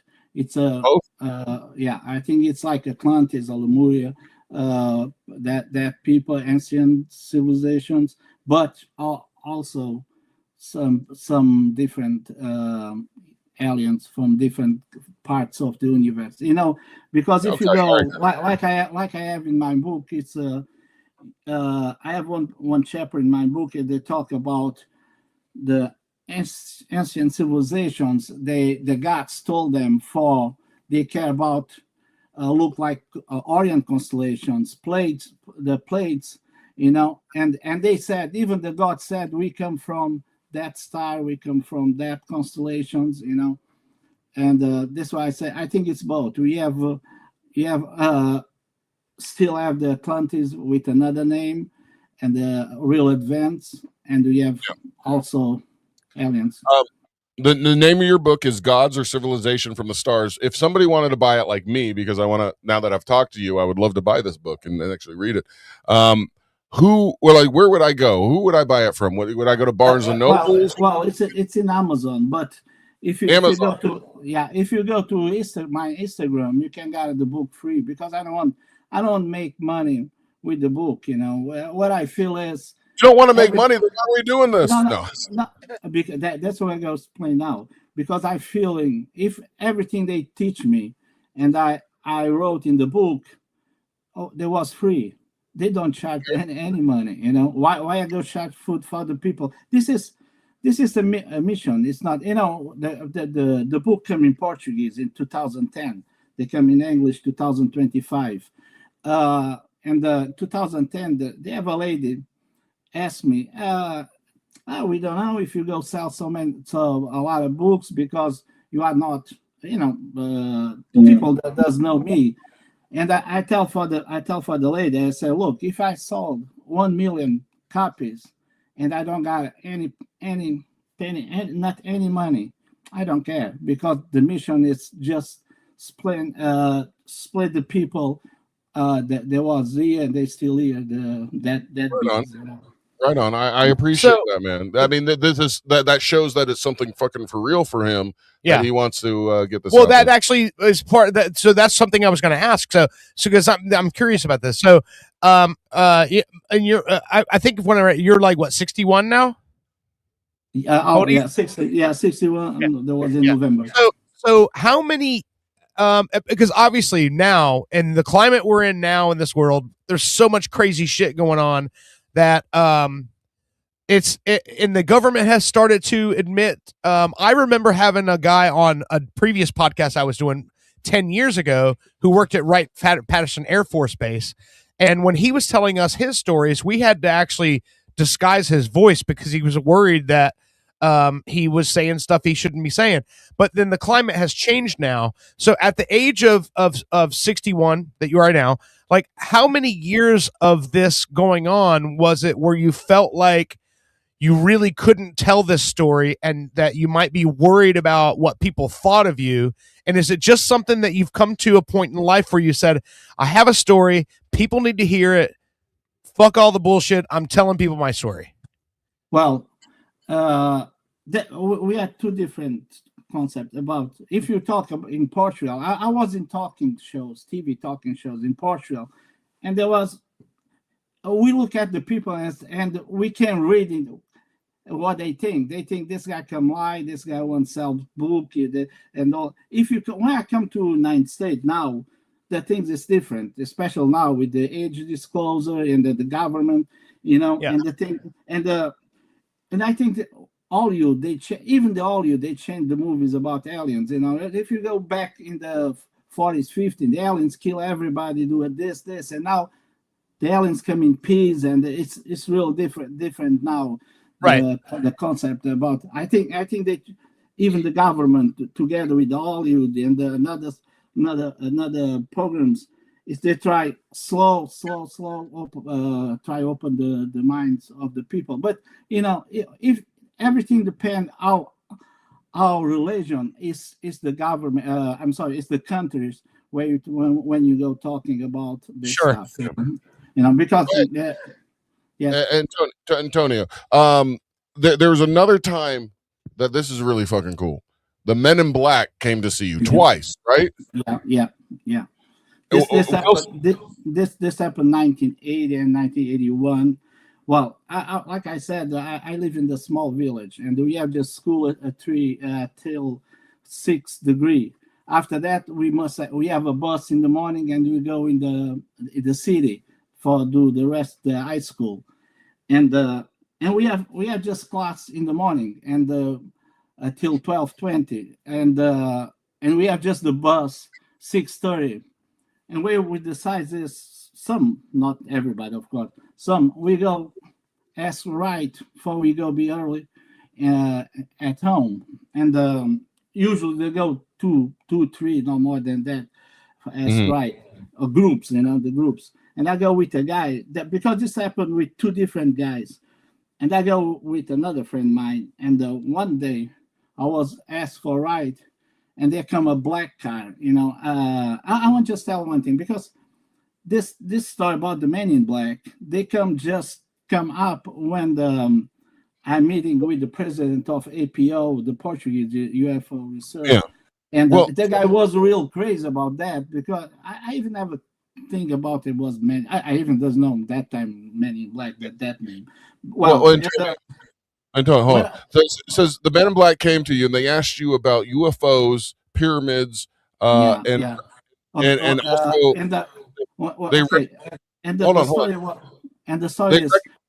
hold on. They recommended specific books to you. I'm just wondering what those books were. Were they alien books, or were they like Dr. Seuss? I don't remember two. I just remember one. There was UFOs in Fatima. Fatima, it's a famous sanctuary in Portugal, the religion, But now, what is Fatima?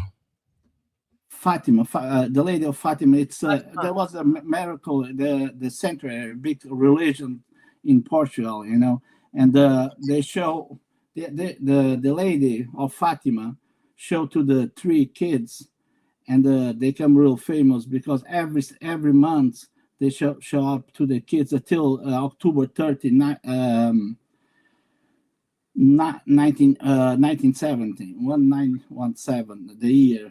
And after that, more than 100,000 people saw two UFOs flying around them. All right. All right. So that's what Fatima is. I thought Fatima was like the girl I dated after my first divorce. Anyway. Well, so here's, and also, Antonio, I just want to, I want people to download your book and to read your book.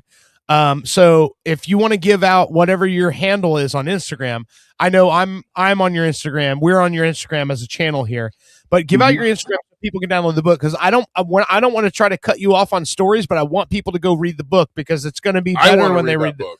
It's going to be better when they read the book than hearing us like all jabberjawing around. Yeah. But, what is your Instagram? It's DCE .alves. Okay. I'm gonna look it up too so I can post it. I want to post it in the comments for this this video. Hey, Well, I know I know you get a lot of attention for stuff that you've been through, and I want to appreciate thank you very much. I really appreciate. We all do. You spending this time with us. Now there are a few more things I want to ask about because I did read your email and I look. This stuff fascinates me. Although I've never been abducted, I kind of wish I would get abducted to see what a fucking alien spaceship looks like.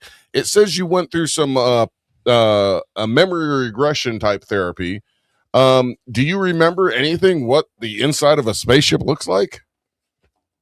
Yes, like I said before, when I was inside and I was in the on the table, I remember I saw a window in my right side and the big light, the yellow light in the top above me, and everything around is dark. And after that insectoid look at me, I just jump into my memories, and I was sit down in the room where the walls is all purple and blue around me, and after that I was back again on the road. But one day I was I was invited by the president of APO, and because this is where I met Dr. Gilda Moura, and he told me, he called me and said, okay, come, because tonight is a meeting about adoptees. Maybe you like. That kind of things when you have unlocked memory, something happened, you start remember all, and a real funny thing happened is they start 7 p.m. until 12 midnight, and like 9:30 they make a break, and the time make a break. When I walking outside, I got that unlocked, and I start remember I was walking inside the ship, and I just go walking, and I don't see with my eyes, but I feeling in my back, follow me. There was two gray ones, the tall ones, and I passed to the room. There was a room in my right side, empty room. I passed 1, 2, 3, the 4 room. I saw kids, all kind different age. Even you have a young kid. They play with the cubes. And I remember one them. There was it must be around 17, 18 years old, with a yellow, real yellow hair. And I remember that. And one specific, I remember it was a girl. A girl is there with like she must be like Native American, like the Indian. And I look at her eyes, and she look at me, and I just walk away with that beans, and okay, that memory is gone. And that child, they have like a white rope, and they have no shoes. And I remember the floor, it's like a gray, between gray and light blue. That's what I remember. But I remember just that. But when I was drive to home, and I was thinking about that after the meeting, and I think if this thing happened, I must be a child too, because when I look for that girl, there must be around 11, 12 years, not more old, not more than that. And I look eyes by eyes, and the strange thing, it looks like I was. That was not the first time. I feel that was not the first time I saw that girl. You think it was your child? Yeah, I must be the child that time too. If this, I'm saying, did the aliens possibly take your maybe semen or your DNA and produce a child and was introducing you to your offspring? No, what I think is that girl. Maybe she was be adopted too before, like with and we be together in the ship.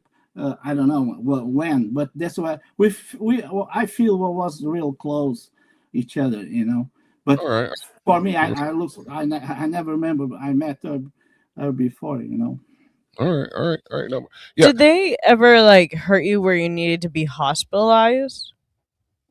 Excuse me? Did they ever hurt you? Like, did you need to be hospitalized? No. Well, I mean, they're so advanced. I imagine if they did hurt him, they could probably fix it pretty quickly, right? Well, I believe that. I believe that. Well, something he And said, like a marks or something in my body. No. Now I know this one. I know this one woman. Airport so many times. I believe something will be happening. That. No, Antonio, I know this one lady, really sweet lady. Her name is Denise. She was a bigwig with MUFON down here in Florida for a long time. And she's a multi abductee, I guess I could call it victim. I don't know. And she actually has an implant in her arm, and I felt it. There's this lump, and they have analyzed it or done X-rays, and it's definitely something metallic in her arm. Yeah. And she thinks it's an implant. Do you have any implants? No, nothing. As far as I know, nothing. They're probably just harvesting your semen because you obviously are. Yeah, because when I was in the table, I remember I have a light till my genital, yellow light. They go start to my feet till my genital. I don't remember if you have a pants or not. I don't remember that one. But what I understand, there must be around something in that area. They want. You're describing my Tuesday nights. Now, look. In all seriousness, I mean, we got to poke a little fun at this every once in a while. But what you're going through, and for how long you've been going through, is crazy. And the fact that it is now affecting your children, like you have a daughter, right, who experienced. I have a daughter and son, but my daughter it's stuff too, and yeah. And it sounds like one of the missing times was with her. Was with her, yeah. Yeah. So and it sounds like your the family that came before you had issues like this. So it definitely seems like these aliens or whatever they are, they're picking on you and your genetic line. I'm just wondering if next time you see them, or I mean, the summer's coming up, they might be wanting to reconnect to you for the summer. Can you give them a little a word to say, hey, there's this chubby guy down in Florida. He kind of wants to see a UFO. His name is Owen. Can you pick him up? Just tell him just buzz his house. We never know. Maybe we feel sorry. We never know because I know I have a lot of people have a bad experience. But, Well, I mean, hey, I know this is a traumatic thing, but you seem like you're pretty cool with it and all, and I appreciate it. And I know that was a long time. Yeah, I know. It's all my life. Getting ready for the show, I did some like promotions with like a UFO like chasing you and stuff. And did you happen to see any of those commercials that I like put out? A couple of them. Yeah. Oh, I saw. My friend, I saw mine. You did, but this. All right.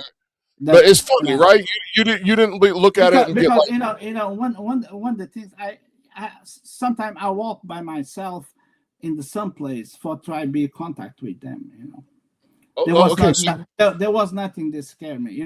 That's what I was getting at. Okay, I got to tell one in 2000. Let me see, 2000. I have the dates here because the dates is for me. It's okay. 2021 when I saw that 3 spheres come inside my bedroom. Through the wall.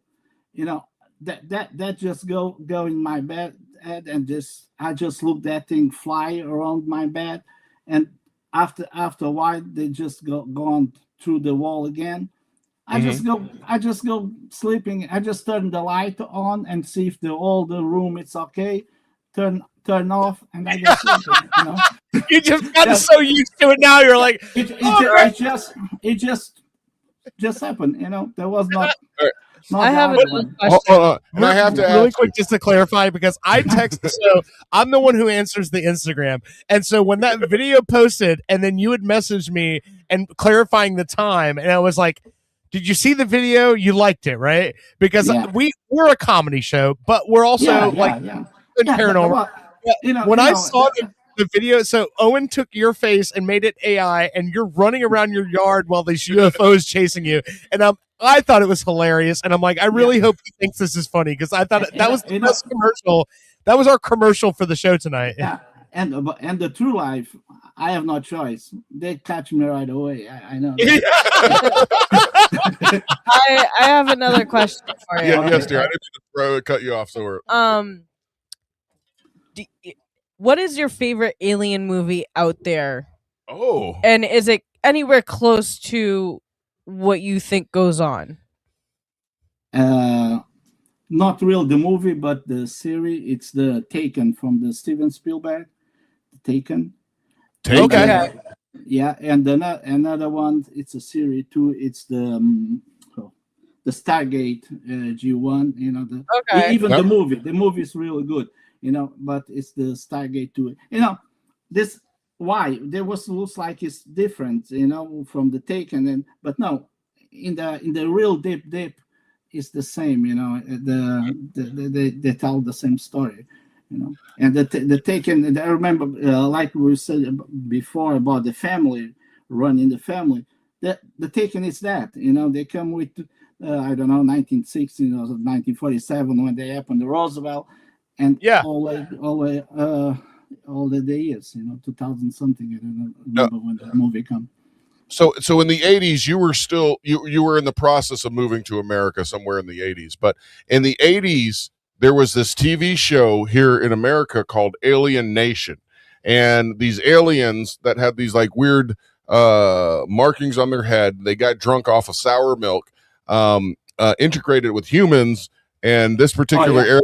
The Alien Nation, they were cops. One was an alien cop, one was a human cop, and it was a great fucking a show. Now, do you think aliens or these advanced races, I should say, whether they're from space or from the middle center of the earth or whatever, could they be using our entertainment industry to give us messages and to prepare us for what's to come?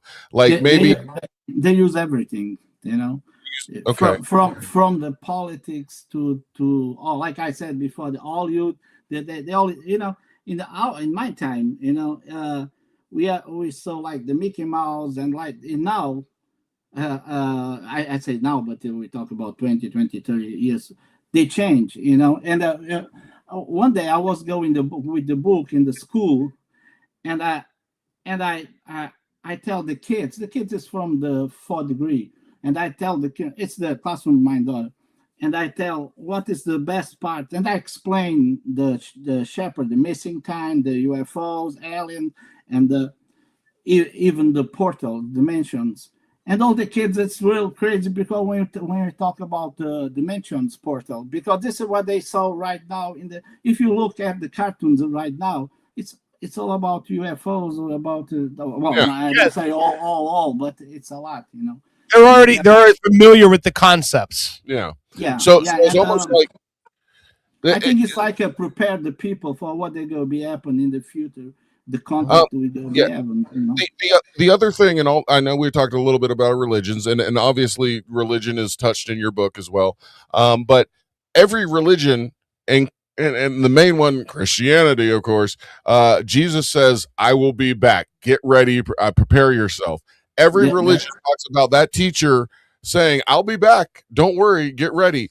And it's almost like it's an alien who had to travel back to their planet and to come back and say, you know, and my experience with that Man in Black, they told me the second time when they give me a ride, they said that they told me the same. One day we go see again, you know.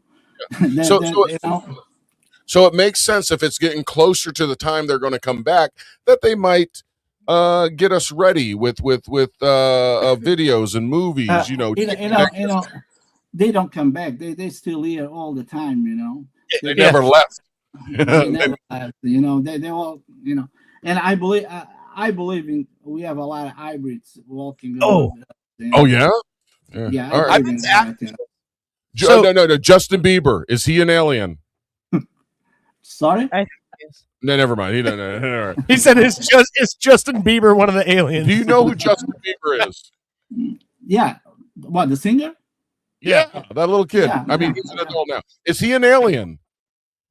Yeah, they have a lot of people, famous people. It's so stuff, you know. Yeah. What, Antonio? Give me the top 3 aliens that are in entertainment. The top ones? Yeah, the What? top Movies? No, he's asking you The who celebrities. Who are the top 3 celebrities that you think might be aliens or politicians. Is Donald Trump an alien? No, maybe Elon Musk. No. Alien. All right. I mean, he is a little weird. I could understand that. I think Steve Jobs may have been an alien. Yeah. No. Hold on. That makes a lot of sense. That the guy that is making Starlink and developed his own personal NASA, and is shooting shit into space every few months, is an alien. That's why he's setting up the rocket messages back home. It was. It can be have a contact. Like the government and that's the big advanced technology.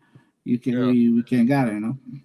Well, hey, I can't let this show go by without asking this question. He's not here right now, but if our buddy Bushy was here, he would ask you, do you believe we went to the moon as a human race? Yes, but they must see something strange. And, I think all this news they come is fake. I think it's just for the, we say in Portuguese, you throw sand in the eyes so you don't see too much. I think this is, but I believe there was, but I don't know. But I believe it. But what I believe, they saw a lot of things. Matter of fact, I have this in the book too. And that they saw something real strange. They never go back again, I don't believe that the last time, like it's about 2 weeks or what else. I don't believe I think they don't go anyway. You mentioned that this morning. I didn't save it because I wasn't sure whether it was a real video or not, but it said the group that was just up there and went on the dark side of the moon that we never get to see. They showed this recording of that big crater, and it looks like something is running across the crater and moving. So I don't know if that's AI or whether that's a real video. I didn't look at it. That's the problem now. Before we have no phones and we can take a picture. Now we can't take a phone, but we can make we can work on the picture and they go be. Now they did mention on the other side of the moon that they saw craters that were so deep they couldn't see a bottom to. So where are they going? What could be in there? I don't know. Do you think there is a alien presence on the moon? I think the moon it's artificial. It's not the real moon, and they go be bring. This is what I think. They go be by the reptilians, because we have a story of ancient test. They talk about the human beings and not the moon, and the moon just come after. When the human beings was already on the earth, and it's real strange how the moon work, everything. It's real strange, Yeah. All right. Man, I can't believe we've been on the phone for almost an hour now. I do have one more question I want to ask you. But so, got a lot with communication, right? And so this is something that's been said to me in by other people. When the aliens communicated with you, was it telepathically, or did they actually speak words? No, it's telepathy. I think if it's not, it's the image come in your brain, Okay. And it's not the words. I can tell one story real quick. My first book, the important Portuguese, they come October 2nd, 2010. October 11, I go into some special place. And there's a dome. It's an ancient Celtic place, So, what I did, I just go to above of that place, and just drop the book on the top of that the dome, and I ask, this looks a little strange, but I like to tell all the time when I go to the podcast about this thing. And I asked them, now, from all these years, I write this book from start with 11 years. Well, 11 years old, I was a kid about religion and all that stuff, because them. And then they don't take too long. After a couple seconds, maybe, I got you asked me, I got that message to come from my brain, and they start. This is real strange because they give me three different messages. The first one, the message come with the name of a guy. I know the guy. And I think for myself, well, this guy, they even doesn't believe in UFOs and nothing there. This is 2010. How this thing can be happen? What interesting is this guy? If he just think about money, he doesn't think about anything. You know. So what was the 7 years after he got a divorce and I got divorced and I start date with his wife.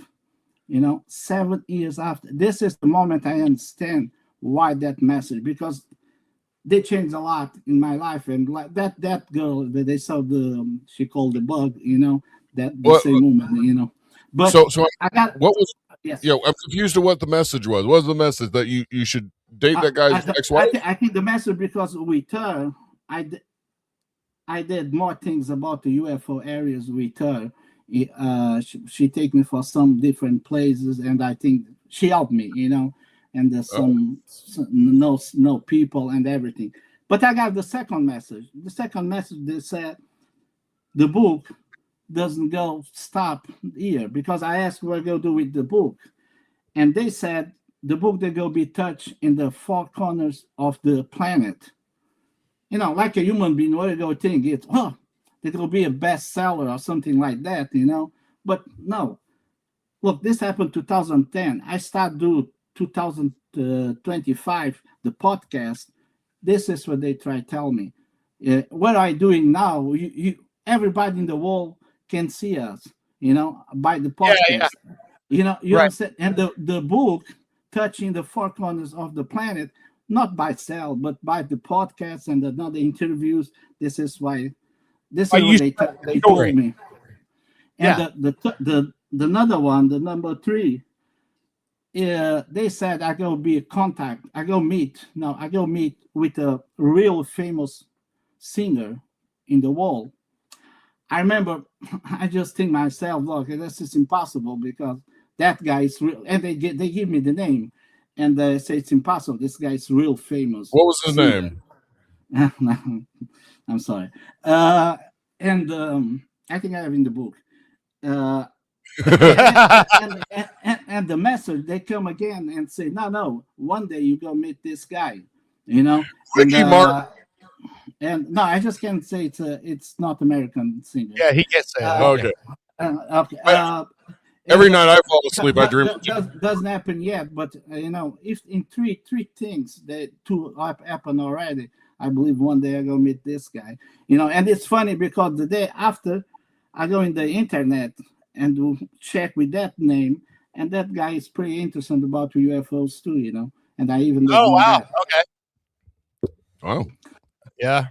I mean, I'll tell you this, like, one of the reasons why I was so excited to talk to you is that I feel like anyone, and this is just my experience in life, is that anyone who's eager to tell you their story is invested in it. Yeah. They have belief in it.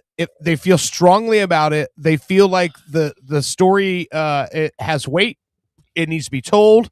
And so that's why, and you've been you've been so forthcoming with all of this stuff that whether anyone who's listening to this believes you or doesn't believe you, the one thing they have to at least say is that you're passionate about getting your story out there. Mm-hmm. And that's the most important part. So if you're passionate about getting your story out there, who's anybody to tell you, no, that guy, fuck that guy, he's stupid, he's lying, whatever. I don't care. I think if you want to tell the story, I want to listen.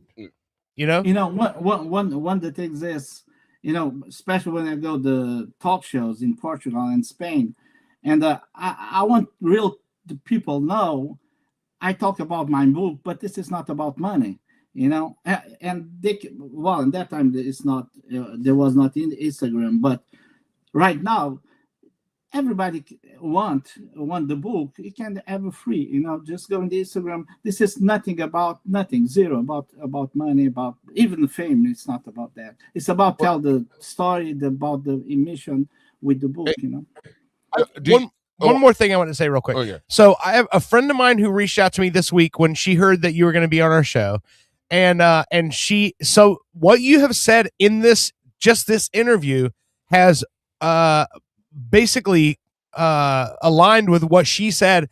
She said she believes that the aliens that are making contact are basically geologists and physicists from another civilization, because what they're interested in is the geology of the planet, and of the actual the safety and the preservation of the planet itself. Why do they care? And secondary, us, because we're the ones who are tasked with saving the planet and with keeping the planet thriving. And what you've told me in this interview makes me believe that that might actually be the case. Yeah, but yes, so some of kind aliens. This is the case, because just go see if they make us, it's our fathers and mother. They care about us, they care about the kids, and if you destroy our planet, what we go doing? Well, we must need help them before we go move for another planet or something like that. Yeah. Yeah. Okay. Yeah. Are you scared, Antonio? Do they scare you, or do you have some kind of peace that these aliens are following you around?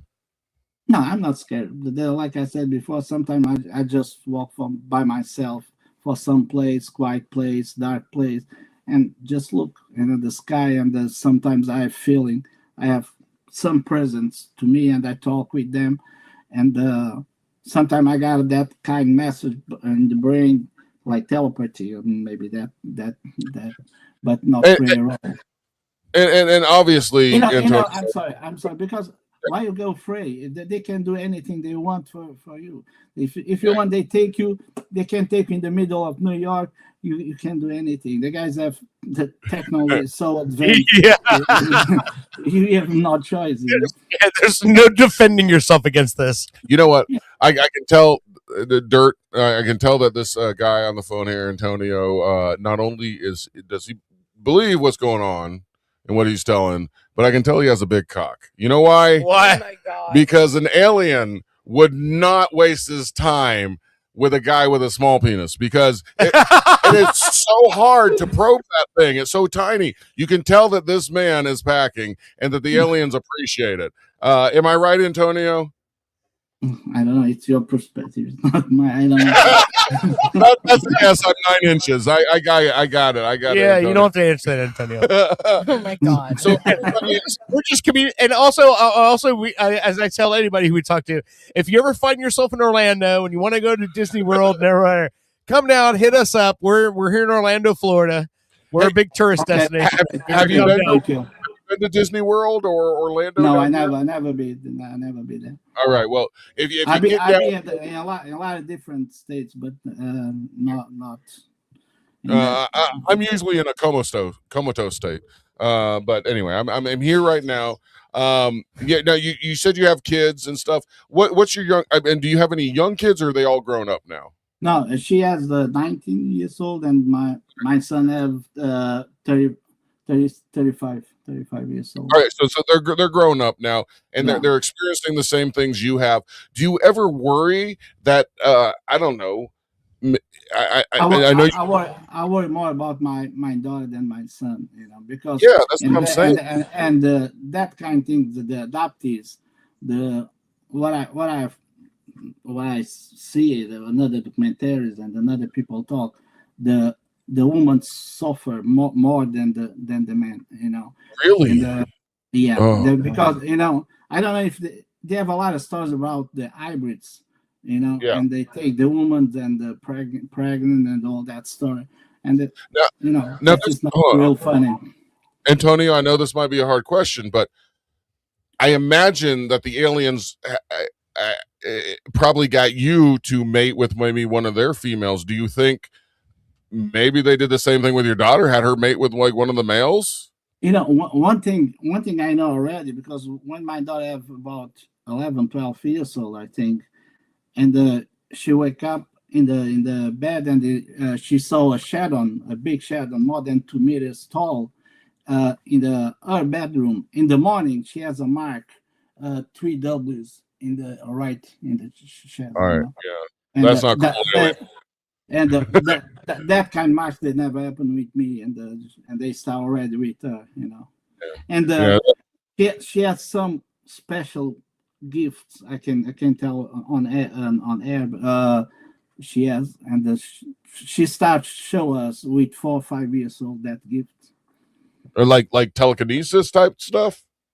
I can't tell on air, All right. Tell on air. We'll talk afterwards. I mean, she obviously touches things. They turn to gold now. I don't know, but they said the aliens saw his son, and they're like, "Hey, go get that big cock guy from Portugal. He has a son now. We didn't get him up here. We didn't figure that guy out." But here's the question: that's the aliens' missions. They don't care about gold. They don't care about saving the planet. They just want to know how hawkers. to get bigger penises. That's what it is.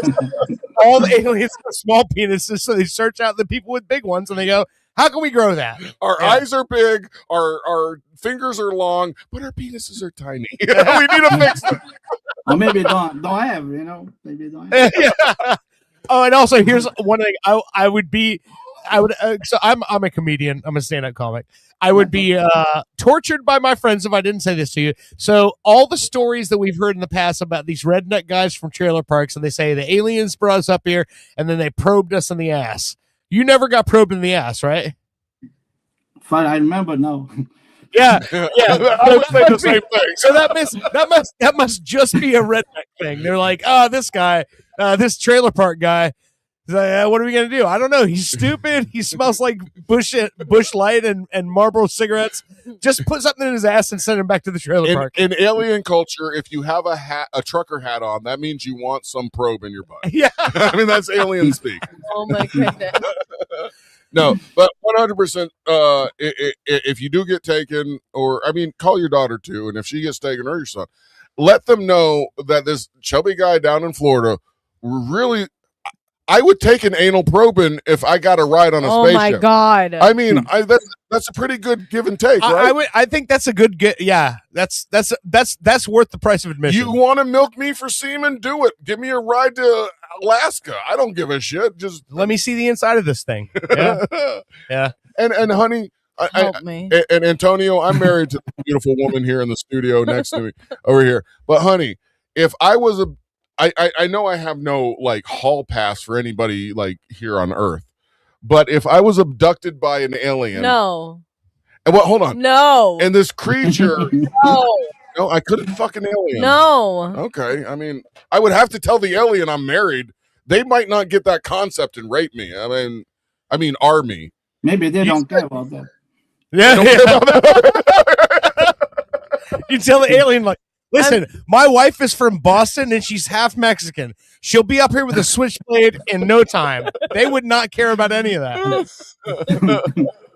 They put their hand on my forehead and I would just enjoy it. But all right. Now, as we're trying to wrap this up, because I really appreciate you spending so much time with us on the phone. I know you're a busy man and stuff like that. But is there anything you want to get out there to tell the people? I don't know, just anybody normal that might be listening. Do you have a message you need to get out there at all right now? Yes. One of the messages: don't be afraid. If you ever saw something, try contact with them. Not like shoot them or something like that, but try contact and try learn what they have to tell.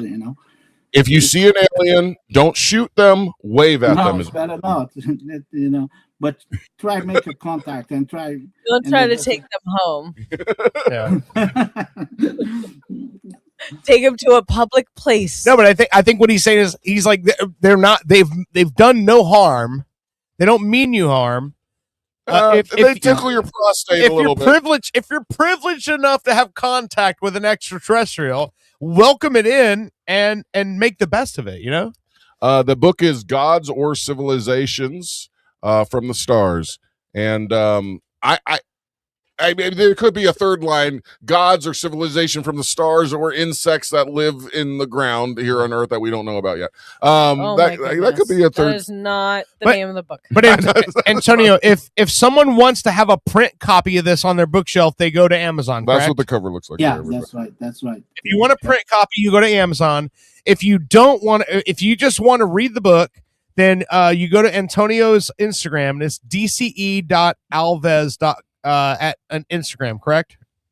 This is Dark Alves. It's just Yes. Yeah, it's dce.alves.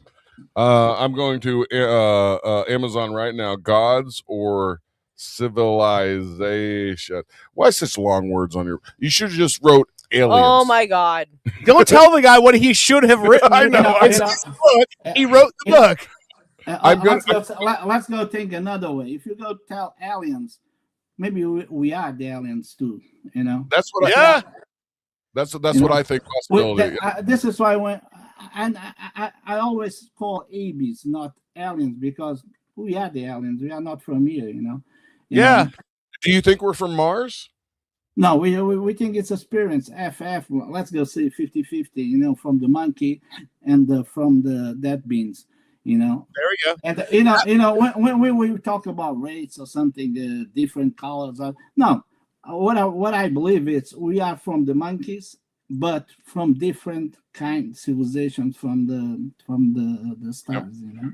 So that makes so much sense, more sense than just monkeys gradually evolved into what we are now. It makes way more sense if you just think about it with the logic, like with just the primitive, like high school brain, and you go, "Hey, here's a monkey. This alien fucked that monkey, and out came a human." That makes way more sense, right? Think about the biological timeline. That makes But you have that in the ancient text. You have a lot of ancient, even the Sumerian. They talk about we are not the first experience. They make mistakes. The gods make mistakes. I have that in the book too. You know, it's like a lot of people talk about the crash in the Roswell and another crash the stack and another. But we have all the time, all the human and so crash UFOs. But they call in that time they call different. They call the gods crash. You know, and even now that they come that thing, the UFOs come from the sea. We have all that kind of stories from the thousand years ago. They have things come from the sea. Even if you go the last book of the Bible, you know, we see that monsters come from the sea. You know, the Revelations. You know, that was not monsters. That's just machines, and this. Well, Antonio, I just looked on Amazon, and I'm putting my order right now for Gods or Civilization from the Stars, the paperback, $20.99. Does that come from you, or is that probably coming from some other book place? They must be come from the edition from the publisher. Okay. Wait, I got you. I was hoping to give you a little cash, like right straight to your pocket, but no big deal. Nobody. I'm going to get this. Also, I want to say "Chariots of the Gods" by Eric von Daniken. Your book's better than that one, right? It started with that idea, you know. It's a real mind. I don't say hero, but it's the guy. I'm just saying, Eric never agreed to be on the program, but you did, Antonio. Therefore, I like your book a lot better than Chariot of the Gods. Gods or Civilizations from the Stars is the better book. Speaking of that, Antonio, do you watch shows like? Have you watched Ancient Aliens? Ancient Aliens, or yes. Are you? I think the first seasons that was real good. After that, I think they start push too much. You know? Yeah, exactly. I agree. So.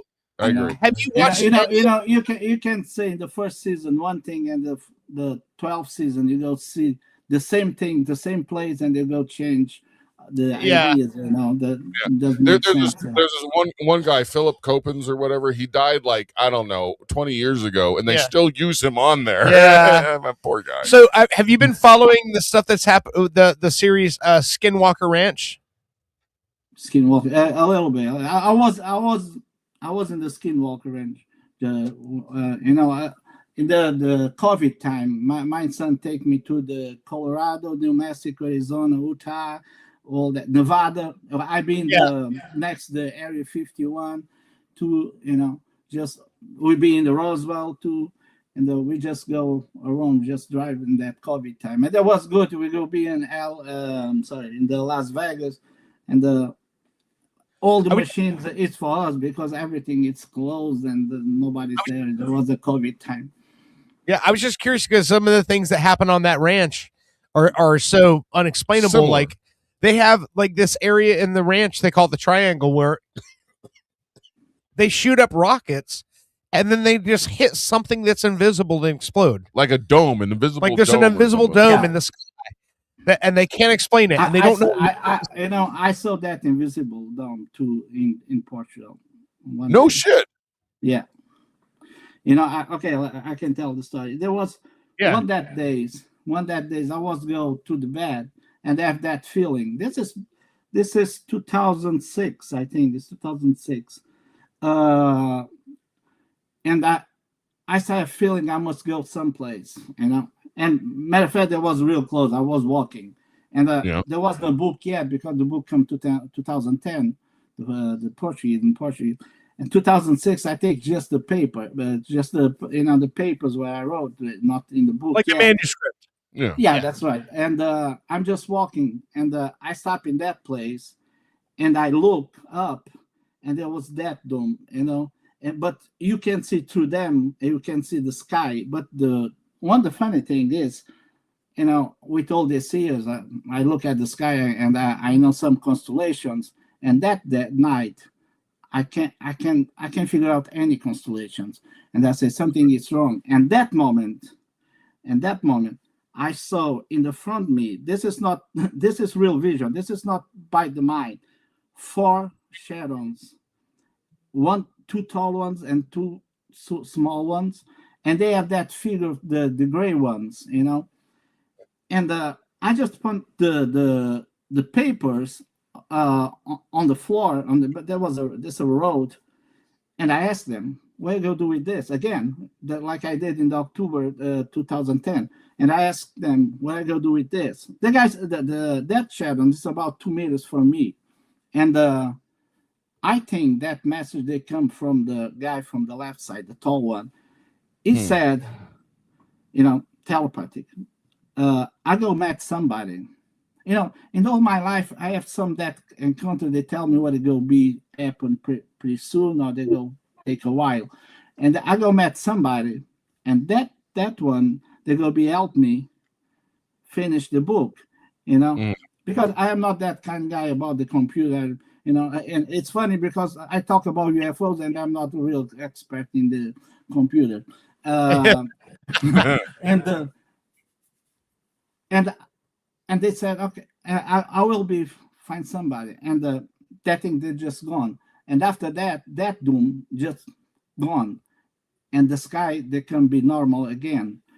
Yeah. And the real is after 2-3 months, I met my ex-wife, the mother of my daughter, and she really helped me, and the computer stuff, work, and this is real happen, this is that kind of things you sure he was not sleeping or something, because somebody tell you something that will be happening in the future, Yeah. Is there anything that I mean, we're running short on time. We don't want to keep you up all night. Again, we appreciate you spending all this time with us on the phone. I don't know. I know you probably get a lot of requests. Are we your favorite interview is what I want to know. We're the best interview. Yeah, it's funny. It's real funny. And this way, it's better we talking. Yeah.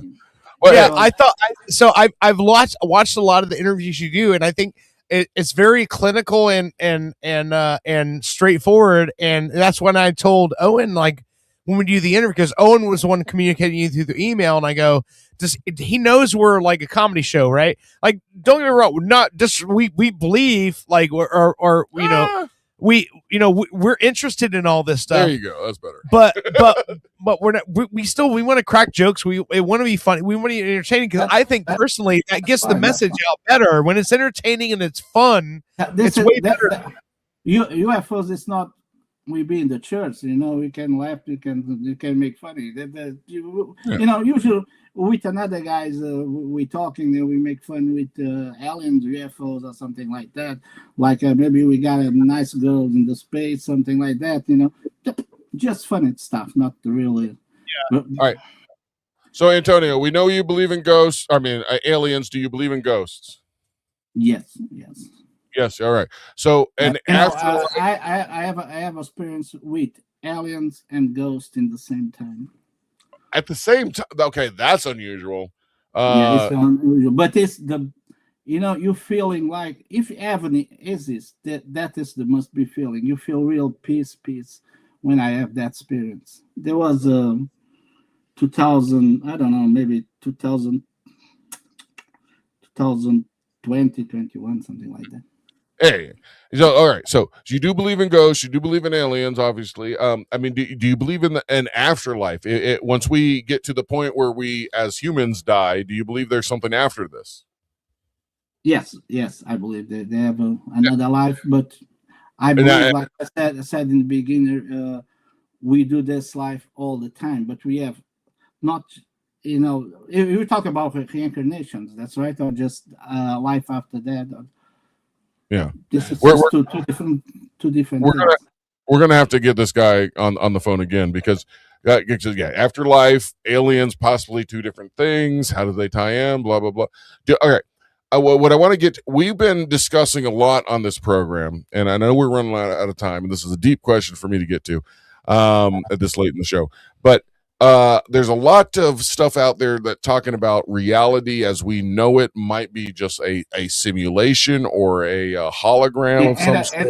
What I believe that is the answer for one day the scientists and the religion they will be together, because when they go be together with that simulation theory, you have not any answer. Okay, you can say God or say forever it is. Because they will be the same, because we are in the simulation. And if you tell, okay, we'll control all that, well, it's something called God or something called alien, they will be the same. But I really believe, and like I said, I believe everything we do, we do all the time. We did already, and like the reincarnations, and we've been there before. Even we've been before and we stay. This is a real complication because our eye, it's so many eyes, it's multi-universe, and what are we doing now? Let's go talk. Tomorrow, we still do the same, but it's in this time, this is why, like I have a lot of experience, I saw things in the future and tell my friends, look, this thing will be happen. And after 2-3 days, the things happen, and I have that, you just can't tell this because the future must be already there. You can't see anything if it doesn't exist. All right. Last question, and then I'll let you get on. We talk about the reincarnations. I don't know if you guys doing some podcasts about reincarnations. We have that in. It's funny because the people talking when we talk about reincarnation, what come in the mind? It's like Buddha and another religion, not the Bible, the Catholic religion, but we have one. We have real famous reincarnation on the Bible with Jesus, and even the church doesn't talk about that because they don't want. All right. You have any last things you want to say? No, I did want to ask Antonio. Do you watch professional wrestling at all? No. Oh, I was gonna wish you. Oh, okay. Well, so actually, we're Orlando. I'm a big soccer fan too, and we have Orlando Pride. No, Orlando Pride's the female team, but the men's team we have Antoine Griezmann coming to Orlando from Madrid. He's been signed from Madrid, and he's coming to Orlando, so that's exciting. But I was going to wish you a Merry WrestleMania. That's all. Merry WrestleMania. It's WrestleMania weekend. That's all. I'm a giant wrestling nerd. That's all. This man is being taken on a spaceship. He doesn't have time for wrestling. Yeah, I know. The big sport in our country is the soccer.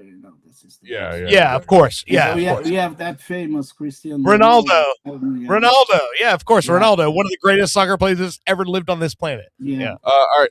Maybe he's going to get abducted by aliens so they can make great soccer players across the universe.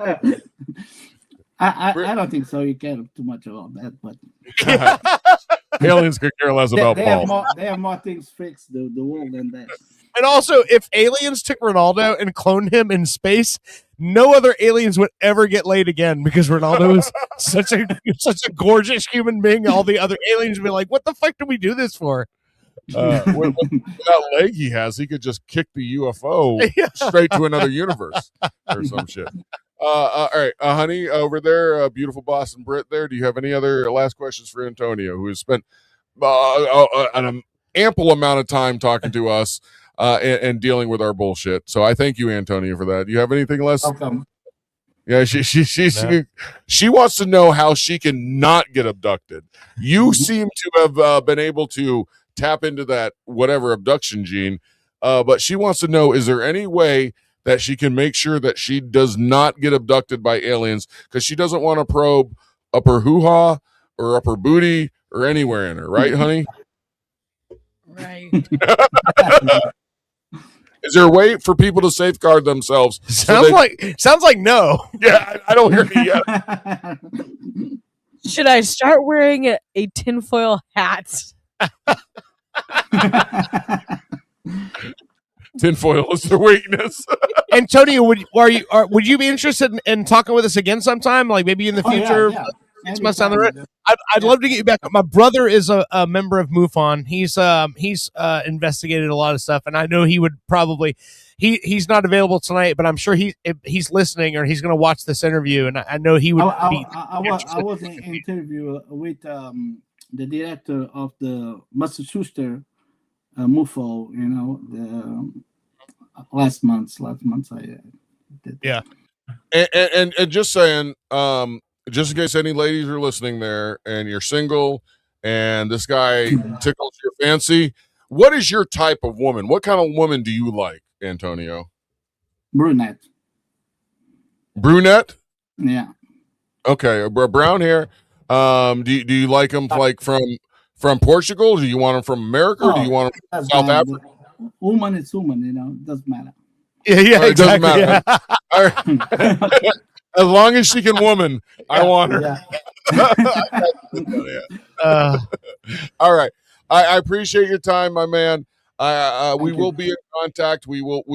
I've ordered the book on Amazon, and if anybody wants the free book, you can contact Antonio on his Instagram. And what was that again, Dirt? DCE.Alves. So DCE.ALVES on Instagram. All right, and he'll send you the free copy of the book, but I want a paperback. And also, Antonio, over the next couple of days, when this show posts in the permanent format, I will send you all the links so you can include those in your link. Yeah. And just so you know, Dirt there will edit the show, and then we'll put it through a program and make clips throughout the week. So your story will possibly be trickled down throughout the week, and hopefully people will pick up on the book and maybe order it and all that kind of stuff. Yeah, so. definitely want to have you back on the show sometime together. You're fun to talk to, and you're fascinating, and also a real person, and Yeah. I love that. You're not one of these people who's like just pushing everything down your throat, and it's like, no, you're sharing a story that's very personal to you.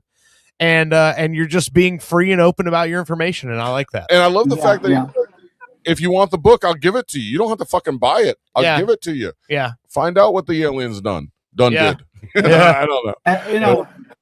If you go to Instagram, it's free. It's, yeah.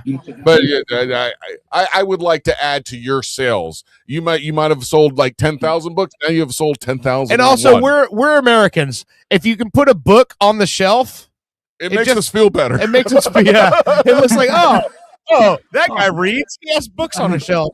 Yeah.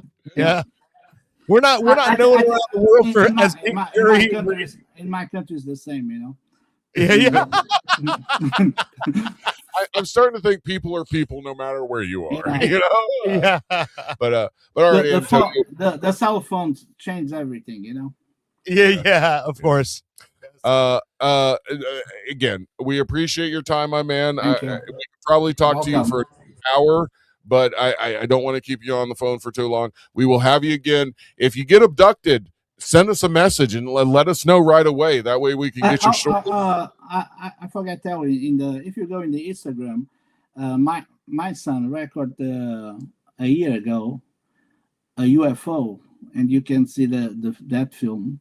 It's about 33 seconds. You can go over there and watch, and it's really because they have a plane, and you can see that strange thing fly next to the plane. You know, it's just 33 seconds. It's not more than that. That's great though. And he record that in where we live. We live in Modesto, in California. Oh wow. No, very good, very good. All right, my man. Thank you very much for thank you. Thank you. We will Have a great definitely be in evening. contact with you again. Stay safe and don't be a stranger. Have a good night, Antonio. Good night. Bye bye. Thank you. That was pretty fucking cool. I mean, That was a great interview, man. I love that guy's so much fun to talk to. So, do you think he's really being abducted by aliens? I'm. What else could it be? That's what I'm saying. It's like you can't. In my personal opinion, when someone shares a personal story like that, you can't be objective in that manner. What I think is, does he believe what he's telling us? Absolutely. And so who am I to say that he's not telling us the right story, or he's not telling the truth? I think that how could you question that? Yeah. Of all the things, like, look, you can jump on your computer and make a fucking video of anything you want to, right? Mm-hmm. So who's not to say that there's some technology out there that's so much more advanced than that? I just don't think that if someone has these specific memories and these specific instances that have happened this many times in their life, that and you go, oh, I don't believe it. That's because it never happened to you. Maybe that's because you know they have no interest in you. Either you're not a big dick guy from Portugal, or maybe you're just a dumbass from fucking Arkansas who doesn't know anything. Why would they want to abduct you, right? Was that too much?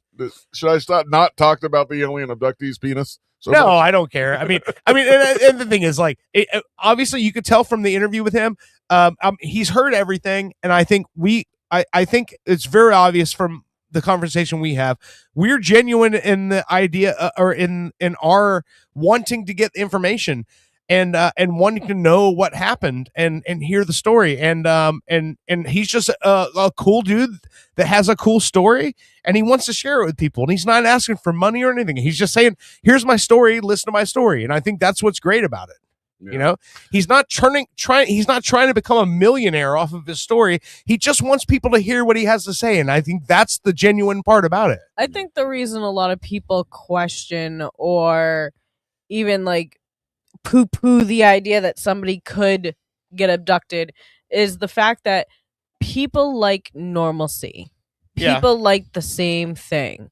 So to hear that there's something really out there that's, you know, abducting us or like talking to us, and that's why we hear voices and stuff like that, it scares people and they don't want to know about it.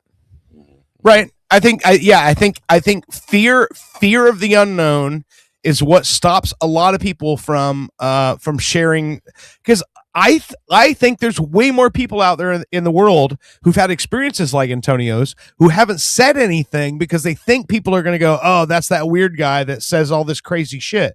And that's the fucked up part about it, is that there's way more people who probably have stories, but they're not willing to tell them because either their family's super religious and they don't want to, I don't know, tarnish their family's name, or they don't want to be called a weirdo. They don't want to be called out.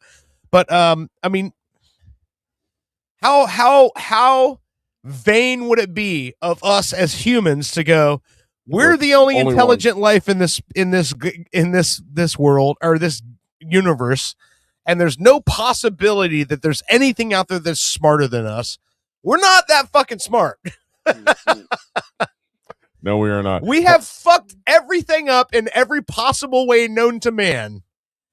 How could there not be another species out there that's smarter than us? I don't know, but speaking of smart, I got AI to help me with a little song. It's called Antonio and the Tractor Beam. You want to hear this? Yes. It gave me two different versions of what I asked for, but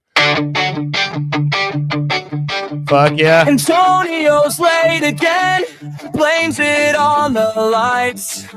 Boss just rolls his eyes, says you really need a new excuse this time. He smells like burning air, shirt on inside out. Muttered they upgraded their hardware, then laughed and tapped his sky. Oh, Antonio, always waking up in a cornfield. Since they gave him the full go. Keep it turtle full of circles and codes. Antonio claims they love to run their little test slow. Comes back walking kind of tender, slow. He slugs that just out for contact scope. That's so great. I just ended a Send me that track so I can send it to him. That's fucking hilarious. That was one song. I asked him to make it two. This new program is so much better than the old one I had. Yeah. I wrote a couple like Alien Abductee, Crop Circle, shit like this. Yeah. Antonio, let's see. Here's another one. All right. Antonio's late again, blames it on the lights. Boss just rolls his eyes. Yeah, I like this program because it takes the cues that I make and it actually uses them. Like he's always late because he's being abducted. I mean, how fucking funny is that? And it runs with this fucking. I love it. I'm sorry. I love this. AI. Says you really need a new excuse this time. He smells like burning air. Burning air? Inside out. Muttered they upgraded their hardware, then laughed and tapped his scalp. Oh, Antonio, always waking up in a cornfield. That's great. All right. I love it. Anyway, Antonio, thanks for spending your time with us, and thanks for waking up in a cornfield all the time. I don't know. We never asked him that. I mean, I imagine it's funny though, because if you did, that's the reason why people don't tell their stories. Because if you came into work and you're like, and your boss is like, "Why the fuck are you late again?" And you're like, "Listen, you're not gonna believe this, but you know what I mean?" And then people are gonna go, "This fucking guy, yeah." I love that. Antonio's late for work again, waking up in a goddamn cornfield again. I mean, that's hilarious. All right, that's enough. Antonio, the book is called. Let me pull it back up because I forgot it already. It's a cool fucking cover because it's nothing but stars. Yeah, I like that shit. Yeah. Antonio, very good looking man, has a big penis from what I understand. Oh my goodness. Gods or Civilization from the Stars by Antonio Alves. It's all stars. It's a good book, good read. And I say that because I had AI summarize the whole book, and AI said it was a good read. So therefore, I'm repeating what AI told me. Check it out. Yeah, we definitely need to talk to him again, man. He's fun to talk to. Yeah, and the whole idea of having a conversation with someone who's had different experiences than you is what life is about. And we only dug into like just a tenth like of what he's got in that book. So I'd like to talk more. I can't wait to I cannot wait to read it, as the English major says. Yeah. Anyway, all right. I know we normally do 3 segments. So do you want to call it? Yeah, because I think your wife here wants to watch Randy Orton wrestle, and I think my wife paused the stream out there so we can go out and watch the Randy Orton versus Cody Rhodes match. Well, that's wonderful. Pulled 2 of my nails. I'm off. so excited about watching Randy Orton do something or other. But honey, you and my wife, honey, and my wife, you two, you two love wrestling, so I'm going to sit out there and enjoy it with you. Because I have pulled 2 of my nails off. I heard you the first time. I'm ignoring. That's gross. So wait, you want Randy Orton to win, right? Yes, of course I Okay. do. Screw Cody Rhodes. I mean, And his Cody blonde Rhodes is, fucking hair. He was better looking when he was a brunette. yeah, it's what he means to the business, though. But anyway, I get it. I would love, me personally, I would love to see Randy Orton be a world champion one more time. Because his days are numbered. He's I up think there. he's coming up on retirement. He is. Yeah. You want him to win the world championship? Yep. I would like to see Randy Orton be world champion one more time. So Boston Britt wants Randy Orton to win the world championship. Oh, Wrestling goodness is gracious. awesome. You know Please what? don't write another song. I won't. AI will. No, let me. A couple more prompts. Keep talking. Can we go watch it now? Yeah. Voices for the Viper. Yeah. Is Randy Orton the Yeah, Viper? Randy Orton the The Viper, Randy Orton. Yeah. Holy shit! AI note. This. It's version- called RKO. This Randy one's a lot Knockout. smarter. All right, listen to this. Or Randy Keefe.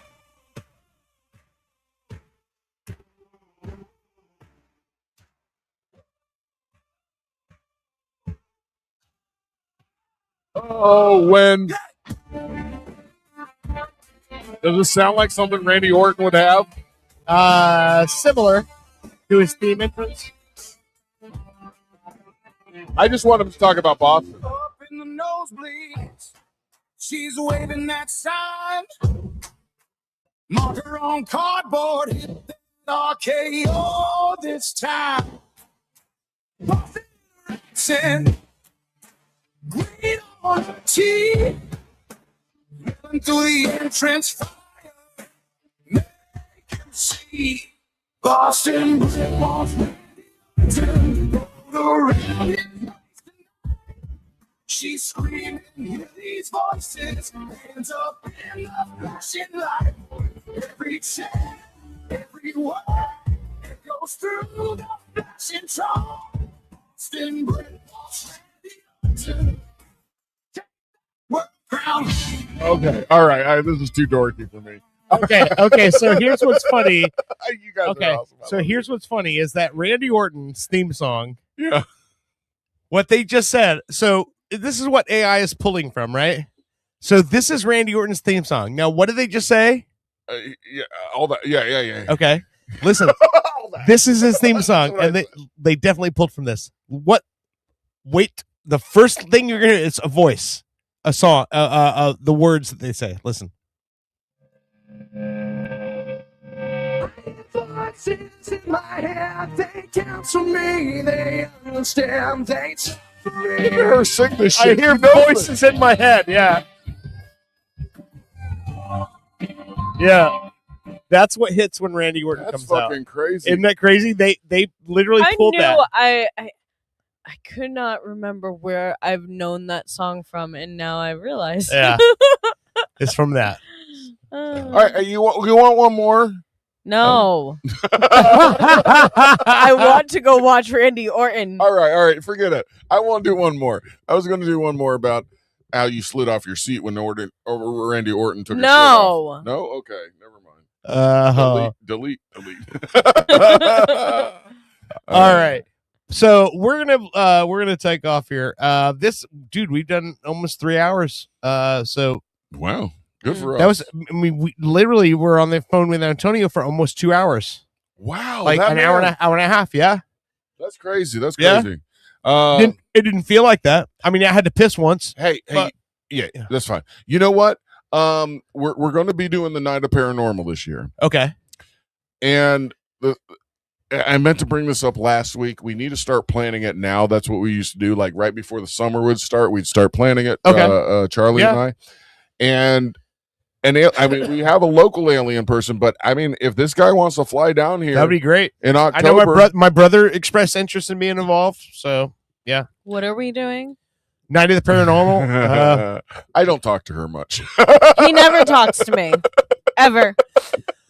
We'll talk about it after the show. It's Yes, we will. it's something that Charlie Carlson used to do every year. I've talked. We're talking about reviving it. A lot of exciting things are happening. If you're not subscribed, fucking subscribe now so you don't miss anything. If you have friends that you like or you don't like, tell them to subscribe. We don't care. Just tell everybody. If you don't like him, tell him to listen. We're gonna say cum jokes in the first 15 minutes anyway. And Brittany's gonna call somebody to see you next Tuesday. True. And Bushy is going to have a semen bell, and whenever what? a semen bell, and whenever we, you don't know this. Oh my god. And whenever you know those bells on the when you come to the hotel and you go ding.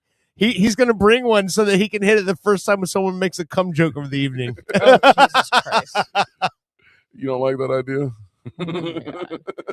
It's do so women funny? not- It's so funny how all of my friends who are comedians and all the people I hang out with love that idea. But then when I mention it to an outsider, they're like, "Wait a minute, what's happening?"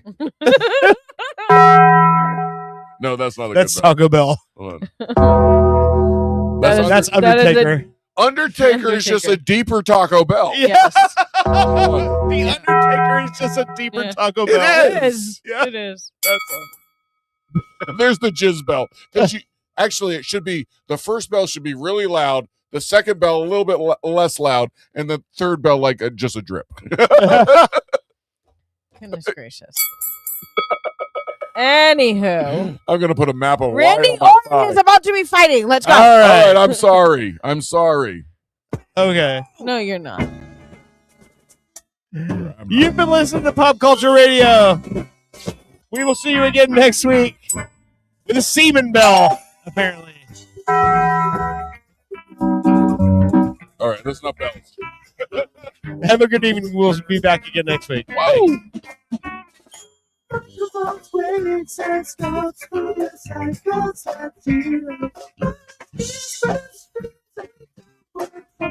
Oh, and there's Pop Culture Radio. Has been a Weird Florida production. Get the Weird Florida book at BarnesandNobles.com or any brick and mortar store around you. We love you. Like and subscribe to Owen and Dirt Pop Culture Radio Live.